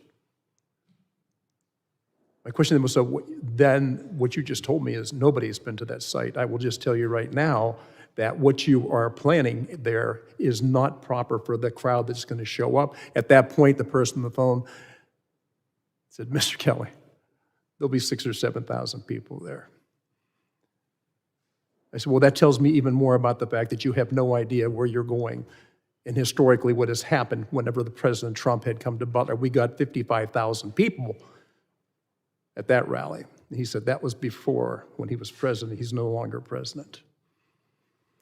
So being there, not only just myself, but also my wife, 3 of my grandchildren, and 1 of my sons, and so many friends that were there that day, I think it all comes down to the same question that we always ask when we get to these situations. What did we know, and when did we know it? And I think forever now, people are going to look at what happened and say, we knew there was something wrong. We could see it. I would just put to you that had we acted quicker, Mr. Compratore would still be alive today.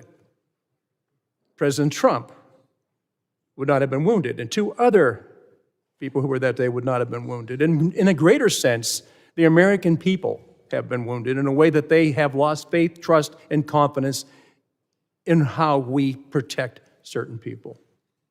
This goes far beyond that, and I appreciate you both being here, and I'll tell you what, you really have given us testimony based on what your whole careers have been about, and that is protecting people.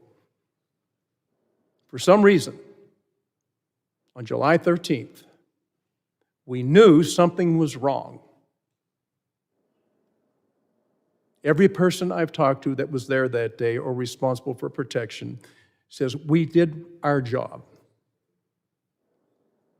And I said, so then you're saying that somebody else didn't do their job? And the answer is, well, that's to be decided later on. So I would just say, first of all,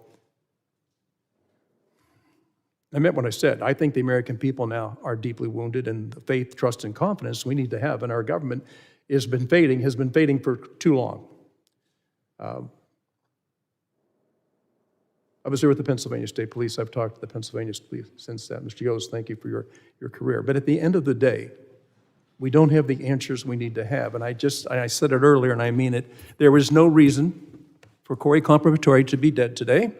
There is no reason for President Trump to have been wounded, or two other members in the audience that day to have been wounded, had we done what we knew before we let it go any further than that. That could have been stopped early on. Nobody can convince me that when people see somebody on the roof of a building and pointing to him and yelling, there's somebody up there, it needs to be taken care of, and other people who were there, that eyewitnesses said they watched him go onto those grounds, and every time they said there's something wrong, somebody is going in the wrong direction and shouldn't be there, and the answer comes down, you don't know what you're talking about. There's nobody there. So as we continue looking at this, and I think that we have a lot of testimony today, and again, I thank you for being there, but I just submit to you that the victims of that day, innocent people, none of it had to happen.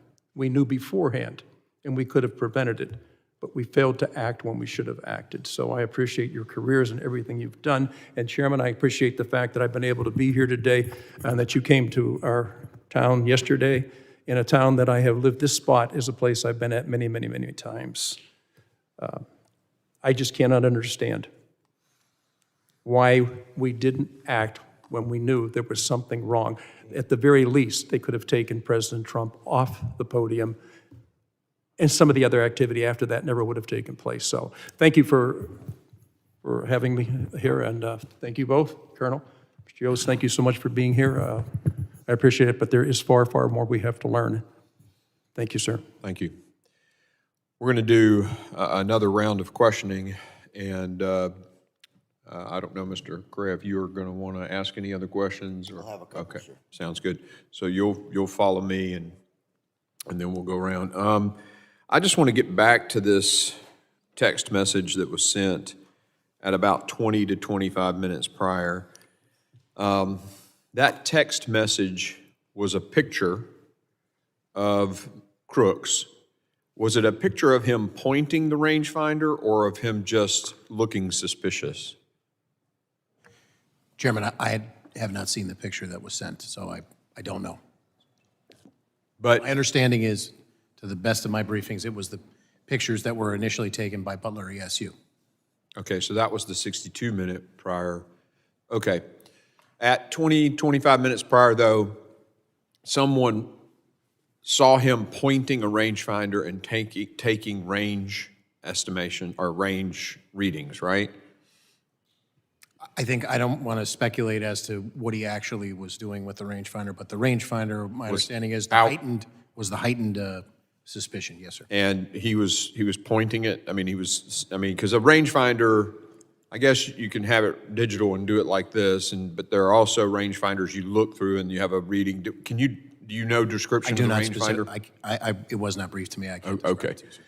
But there was concern, and that was relayed to the command post, and that was a PSP guy in the Secret Service command post via a text message 20-something minutes before, and you think it included the fact that the guy had a rangefinder? My understanding is, yes. Okay. Okay.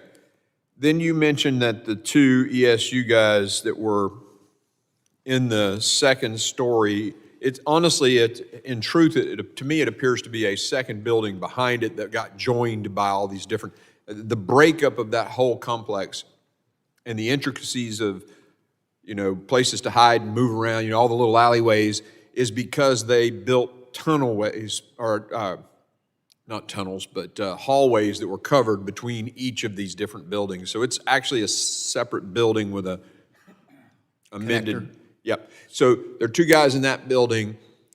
They leave to go look for the guy, the suspicious person. My understanding is, yes, according to interviews. So they were not manning, they did not have oversight on that rooftop because they were out looking for the guy.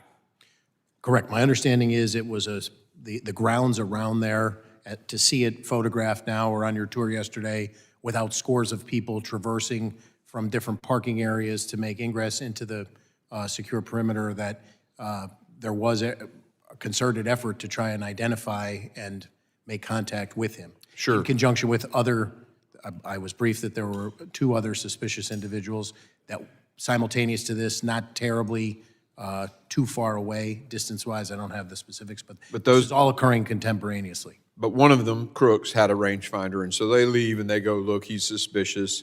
That leaves that building with 2 sets of eyes that could have observed it, granted, by exposing themselves. And by the way, I would think they could stay in the building as opposed to being on top of it for their own sort of defilade position. I get that as a sniper works, but you got to be able to see it. So anyway, they leave.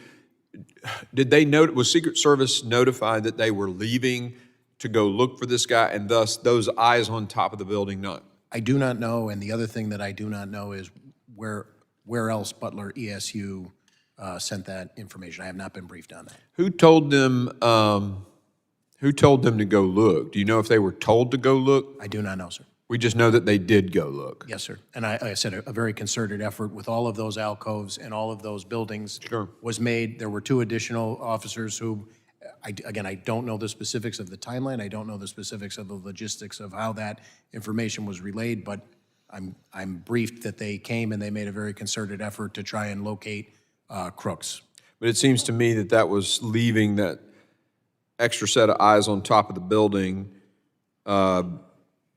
It would be something if I were the site commander at that point, I'd want to know 2 guys are leaving a post where they have observation on a building, and that somebody relayed that to me so that I would know, oh, wait a minute, now 2 sets of eyes that were on the building. You know what I'm saying? It's like if you pull security, if you pull your lateral security in an ambush or something. I'm talking like an Army guy now.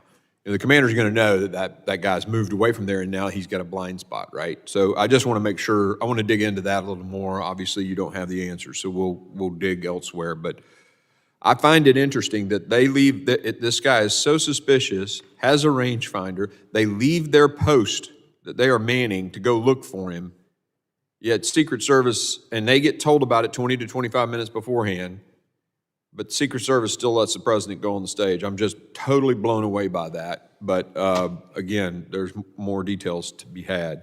Thank you for being here. I really appreciate it. I'm going to turn it over now to the ranking member for his 5 minutes of questioning. Gentlemen, thank you for being here today. Commissioner Paris, Mr. Yost, we're looking at a rearview mirror of what happened. A lot of good questions from both sides of the aisle. Commissioner Paris, you don't have the luxury of time. You're protecting governor, and you'll be protecting high-profile candidates in your battleground state, like right about now. I'm trying to figure out how we help you do your job a whole lot better. Mr. Kelly, his line of questioning was interesting, and I considered it important because that's his background, that's his backyard. And he asked, who decided the site of the event? It's a good question. Bigger question is, who okays, who approves the site of an event? And I come back to what I said earlier, which is one of those officers on the ground said, Lou, he said, who's in charge? The Secret Service says good or bad. Does the campaign they then say good or bad, or does the campaign have the ability to override the Secret Service at an event? And I say, and I ask this question from you, Commissioner Paris, You're going to have to make these decisions here real soon. Because if I'm here where you're at today you've learned some lessons. The 13th to today, we've all learned some lessons, and you have to execute, sir. And it's not your responsibility. It's not our responsibility. It's all of us, our responsibility. And I want to know how we can help you clarify these lines of command, so to speak, to make sure that we minimize the possibilities of this happening again. Who makes the decisions? Who's in charge? What are the lessons we've learned today, gentlemen?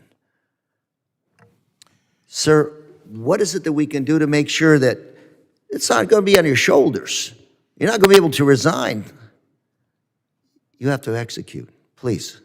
I appreciate your comments very much. I can say that through the governor and the legislature in the Commonwealth of Pennsylvania, we are very supported, and we have the resources, I believe, moving forward to rise to the occasion.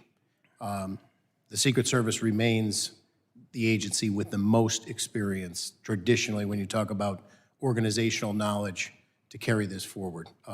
Responsible for the Pennsylvania State Police, I pledge that any and all support that we can give to keep all Pennsylvanians safe, which is what 6,400 civilian and enlisted Pennsylvania State Police show up every day to do, we will do.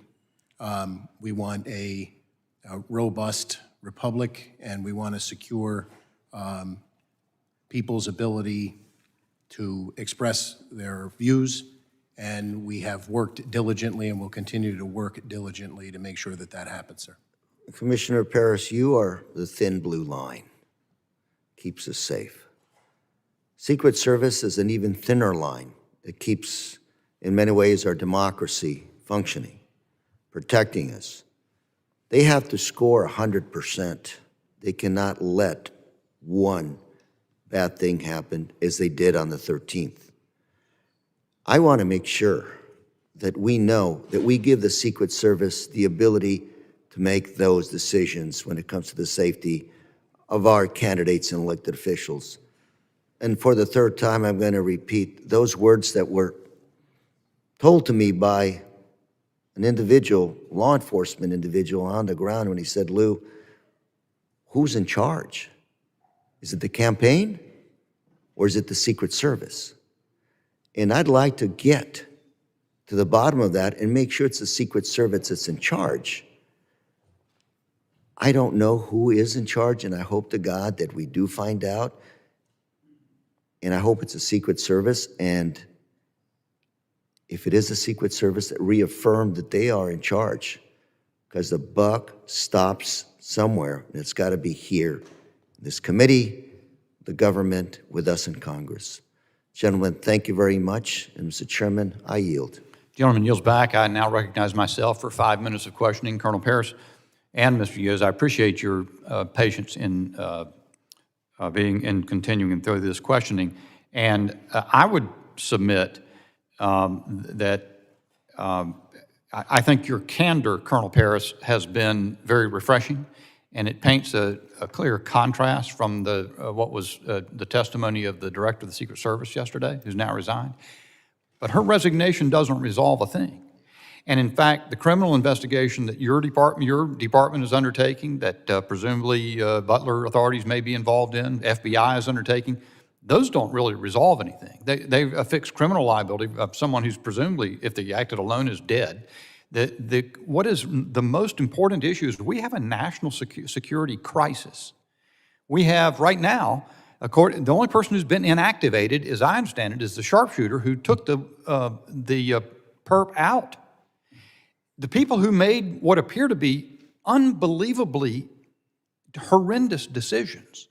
You can't even imagine. It boggles the mind, the decisions that were made. They're still in place. And we have multiple protectees moving around the country every day. And those same people, I don't even know if they've changed anything about what they're doing. Presumably you would think so, but we don't know that. So I think we need to learn as much as possible from you. I will say as a note of departure, I don't think, from what I've heard, you've made pretty clear the Pennsylvania State Police didn't do anything wrong. I don't know whether Butler County ESU might have done something wrong, so let me bear into that. Okay, all right. But it's clear to me as a bell that Secret Service, and that's, everyone's characterized it as a colossal failure because it's obvious to everyone concerned that that's the case. The two who were, I'm going to get one thing, I understand transpired while I was absent from the hearing for a bit. Do I understand that the two Butler ESU officers who, one hoisted the other to the roof line where the crooks turned and leveled the rifle at him, those were two different ESU officers than the ones that originally spotted crooks from the second floor? Is that correct? So just to be clear, my understanding is the two officers that responded and one hoisted up the second one were not part of Butler ESU. They were two separate municipal officers who were tasked with a different responsibility. I would speculate as an example to say a traffic post or a... Understood. And they responded. I don't know, again, the specifics as to how they were alerted, but just to be clear, they were two separate. Yes, sir. Okay. The ESU, the Butler ESU officers who spotted crooks, do I understand correctly they spotted him from the second floor of the AGR building? That is my understanding, yes, sir. Okay. Were they posted there in order to maintain overwatch on the roof, or were they generally assigned roving responsibility to be in the vicinity of that building? I can't answer that, and I would defer to the Secret Service as to what the communication was and the assignment given. Yeah, put that picture of the building up. I see that because I asked for it. I don't even know if I'll fit it in at this point. So that's, yeah, you see, so the crooks was on the building directly facing the camera here, and you see the window open to the left. That's the second story of the AGR building where those ESU officers spotted crooks, correct? That's my understanding. Okay. Did they advise their senior, their command that they were departing that location to look for crooks? Do you know that? I do not know, sir. Why did they stay away from that position for so long? If I understand correctly, the picture of crooks was texted about 20, 25 minutes ahead of the shooting. Is that correct, first of all? Could you ask me that one more time, sir? I just want to make sure, because this... Was the picture of crooks that they took, did they take that picture and send it to up to their command about 20, 25 minutes before the shooting? What I want to be specific about is when the PSP member in the command post received it, and I believe that's in the vicinity of 20 to 25 minutes, with the caveat prior put on the record about a series of events, not a timeline minute by minute. So you don't know whether they... I don't specifically know. I believe the pictures of crooks were taken at some point before that, when he was identified as being suspicious based on my prior testimony from the briefings that I had, because he was... Okay, I get it. At least we've got a fairly long numbers of minutes, 10, 15, 20 minutes. Why did they not return to that post? Do you know that? I do not know, sir. My understanding is that there was a very concerted effort at that point to actively search and locate him and dispel that suspicion. You mentioned that you have asked for, not received, I don't know what you call it, the site plan, but from the Secret Service has not been given to you. Has there been anything else that you've asked for in the course of your investigation that's been denied or made inaccessible to you other than the site plan? Again, I want to be clear. No, I'm not aware of anything else that we've asked for, and we have not been denied. I just believe we haven't received it yet, so I want to make sure I'm not mischaracterizing that. We asked for it, and we have yet to receive it. Yeah, we never get denied stuff. We just never get it. My time having expired, I recognize the gentleman from New York, Mr. Loloto. Thank you, Chairman. Colonel, I want to reiterate the appreciation this committee has for your energy, your stamina, your focus, your candor. It's regrettable that some of our federal colleagues are not at the table with you today.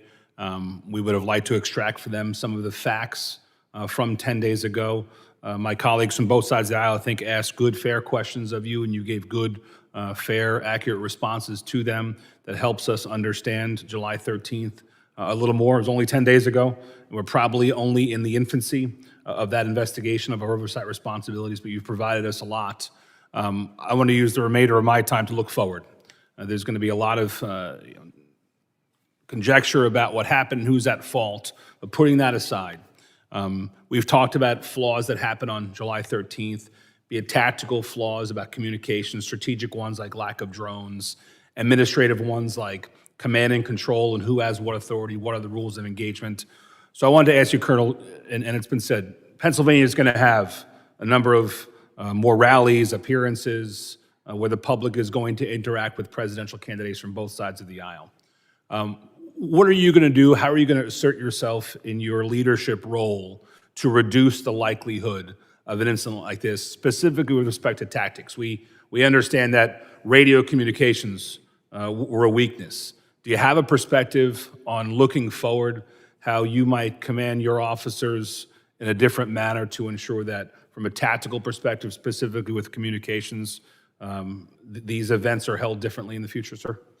So yes, I will start with referring to the testimony of Congressman Luttrell about reinforcing and reiterating to try and mitigate any potential complacency. The Pennsylvania State Police maintains the Pennsylvania Criminal Intelligence Center. We're always trying to lean forward and glean as much criminal intelligence as we can, not only generated within the ranks of the Pennsylvania State Police, but our local partners, our county partners, and then through task force collaborations that we have with multiple federal agencies. I can tell you that we will not back away from the Secret Service.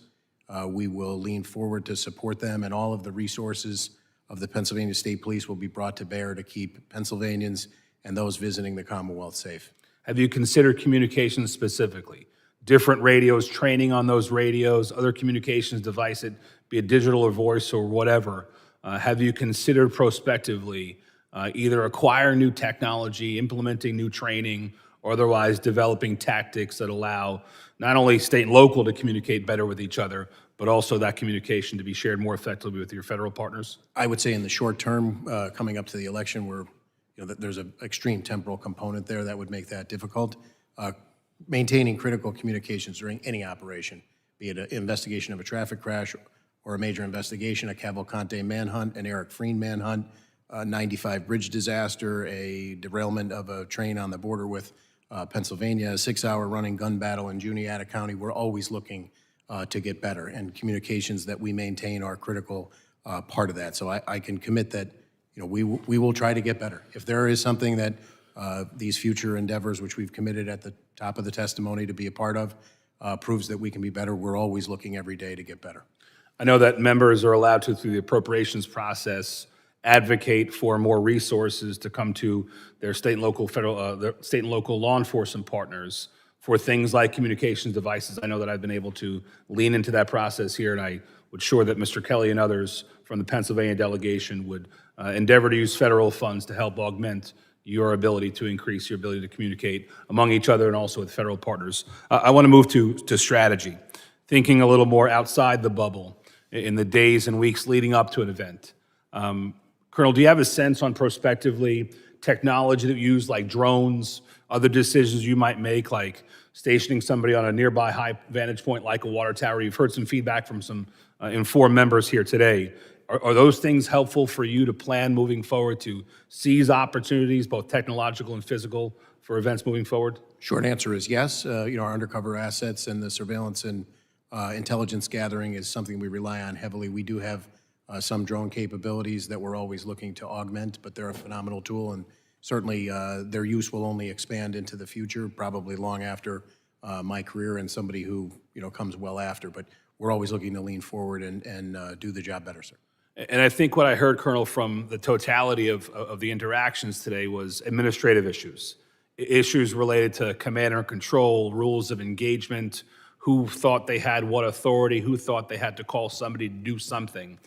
Colonel, do we have your commitment that you'll lean as far forward as possible and essentially command my negation, that you'll do everything that was within your power until you're told to stop to ensure the safety of presidential candidates? Yes, sir. Thank you, Chairman. I yield.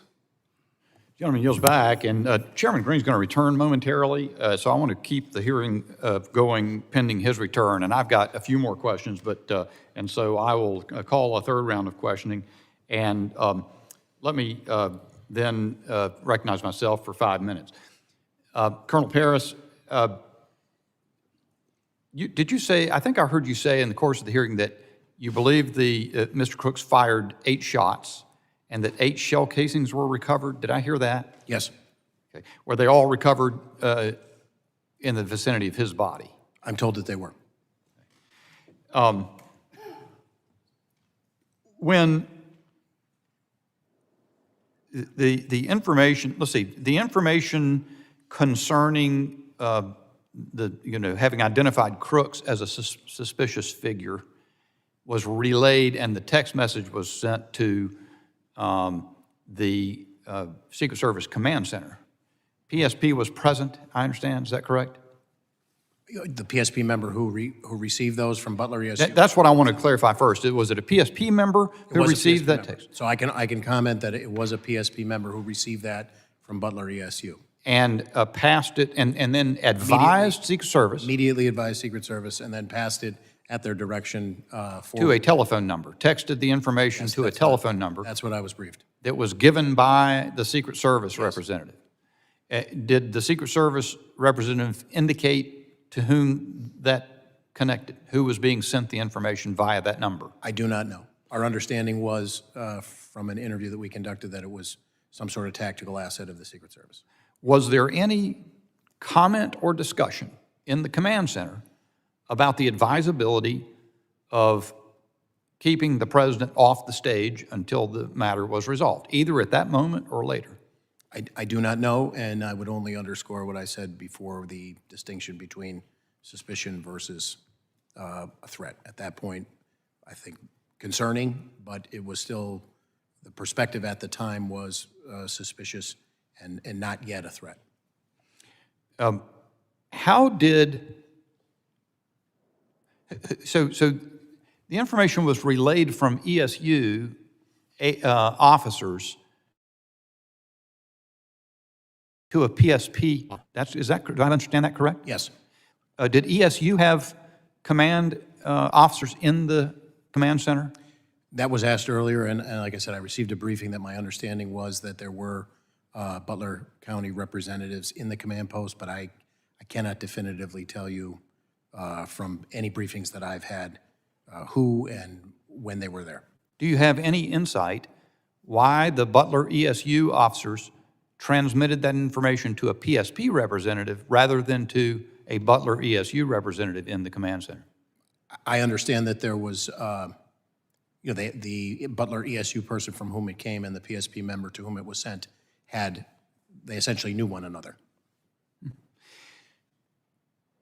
Was there any mechanism in place to monitor the location presence of the ESU officers who were at the second floor window and departed from there to go look for Crooks? Was that any kind of communication ongoing in the command center with that, about that? I don't know. Right. Is that a regular practice in PSP operations to have someone monitoring the location, presence, posting, absence from posts of members of your force? I would say in general, you need to know where your assets are deployed, but I would also say, depending on what the prior rules of engagement are, there may be a situation that could realistically, outside of the example we're discussing today, that we would expect our people to make a decision in the immediate moment to address another issue.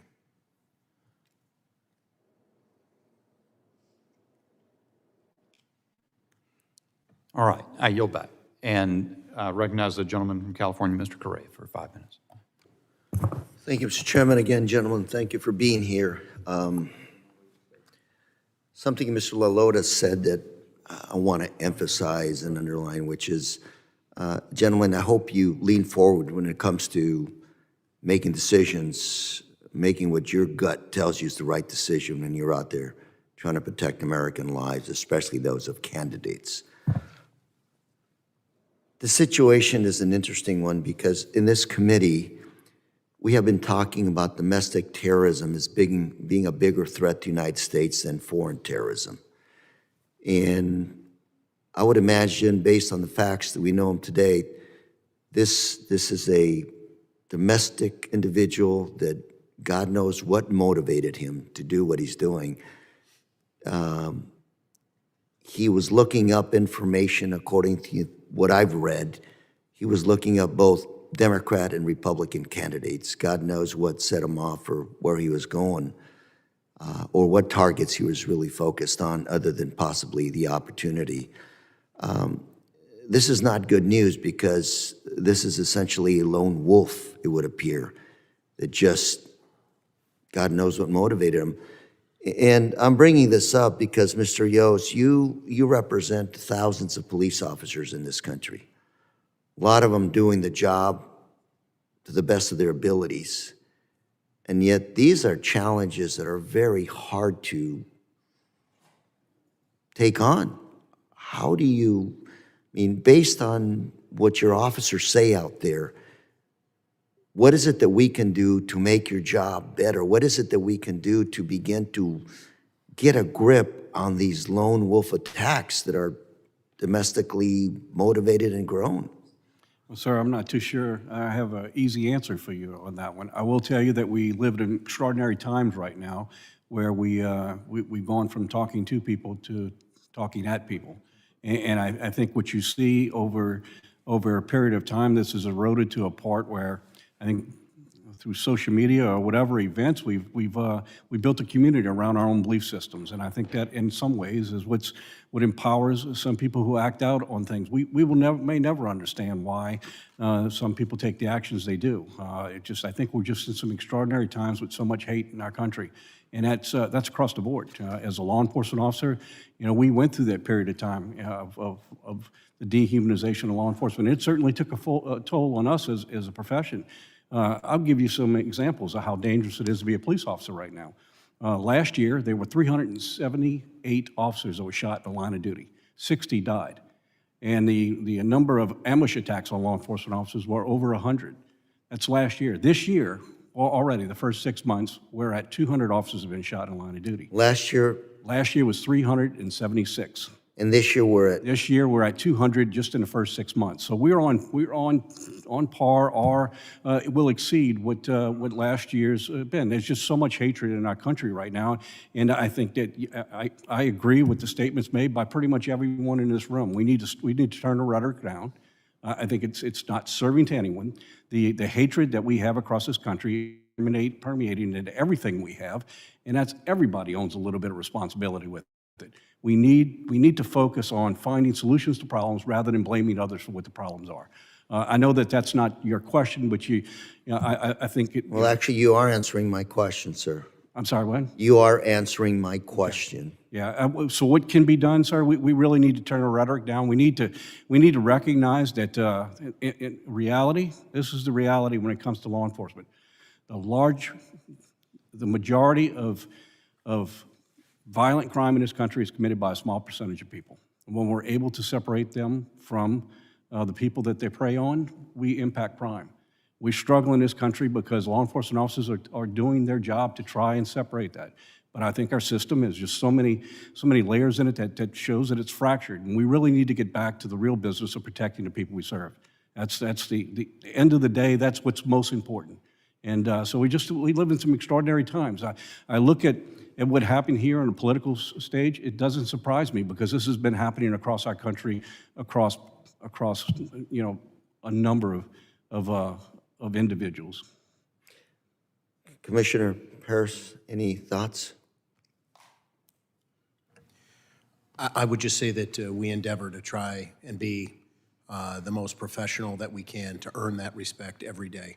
I think every encounter of the millions of calls of service that troopers answer across 45,000 square miles of the Commonwealth is an opportunity to establish that relationship and be professional and do the right thing. And that's what I think, sometimes the more complex the problem, the more simple the solution in terms of keeping our focus on being professionals, doing the right thing at the right time, and showing up every day and earning it.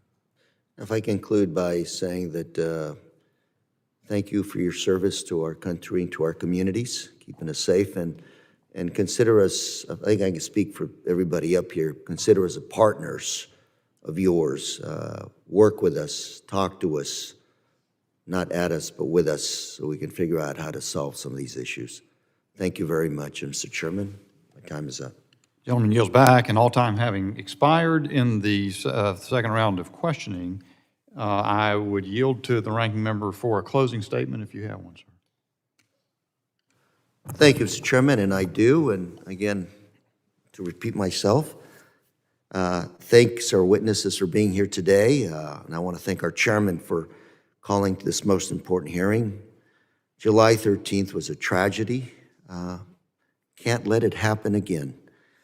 And that's why we're here today, oversight to get the facts. And I believe that we have started getting some facts. A whole lot more work to be done, but we're going in that direction. We do have a lot of questions for the Secret Service, for local law enforcement. And as Mr. Ivey said, the locals didn't get a lot of notice when it came to this campaign event for a presidential candidate. We need to do better. The American public is relying on us to get some answers. They want to make sure that, that we're doing the best we can to guard our democracy by guarding our candidates to office. And as we get closer to the November election, like you both have said, we got to watch the rhetoric. We got to tone it down. And I've heard those words in this committee. Right after January 6th, we echoed those same words from both sides. Tone it down, folks. And we're still there. We can do better. We can do better for this country, for our democracy. And we need to again set an example for the rest of the world. All of us together, we can do this. Thank you very much, Mr. Chairman, and I yield.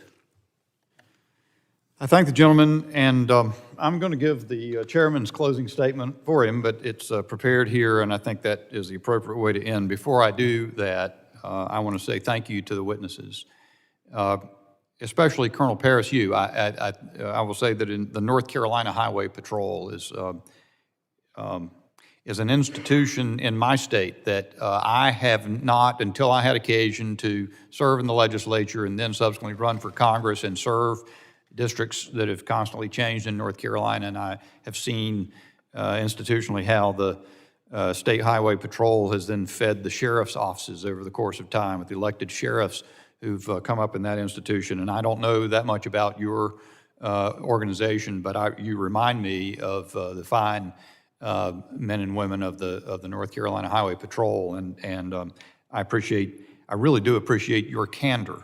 Tomorrow, the director of the FBI, Christopher Wray, will be testifying before the Judiciary Committee, on which I also serve. And I hope he'll be candid.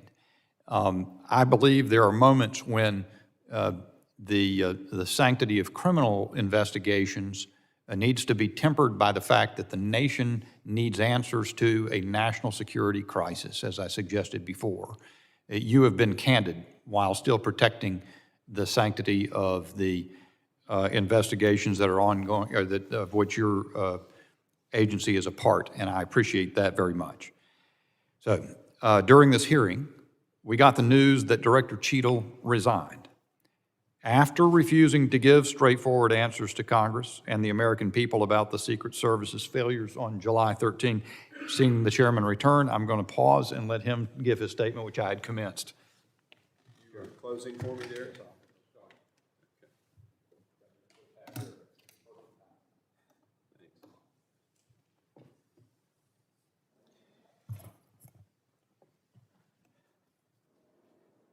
However necessary as it was, Director Cheadle's indisputably overdue resignation is only the first step on the path to accountability and reform. Today's hearing was a vital step in obtaining more information about what happened in Butler, Pennsylvania, but Congress has a lot of work ahead of us.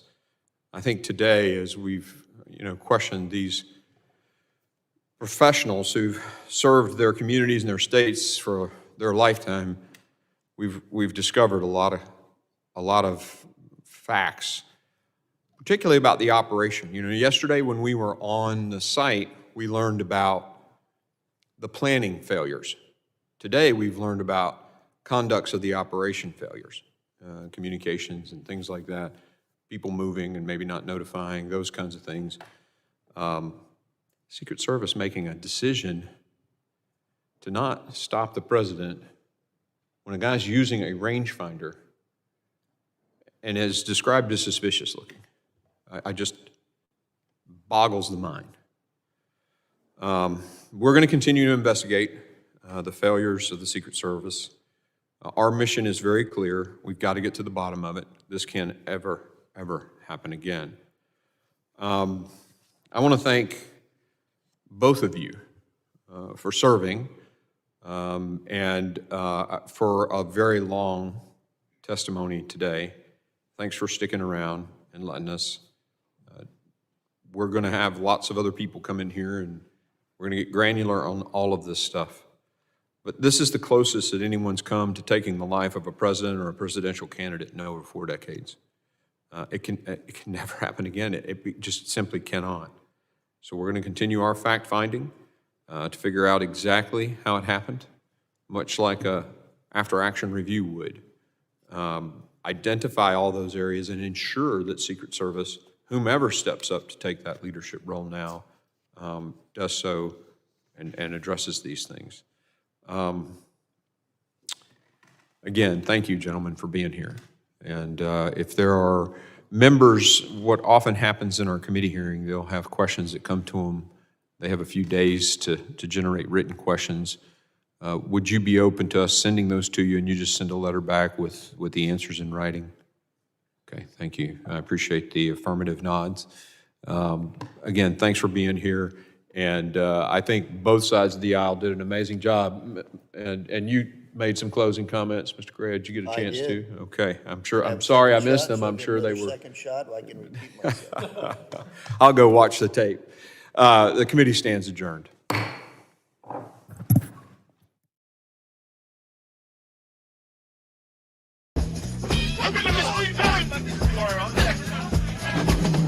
I'm writing lines to lift his name, no need for fame. My spirit fed, his word is spread, saves the aim. Pen to paper, truths I scribe, a soulful vibe. To glorify the Most High, let's amplify. I am spreading the faith I hold so dear, for every tear he's ever near.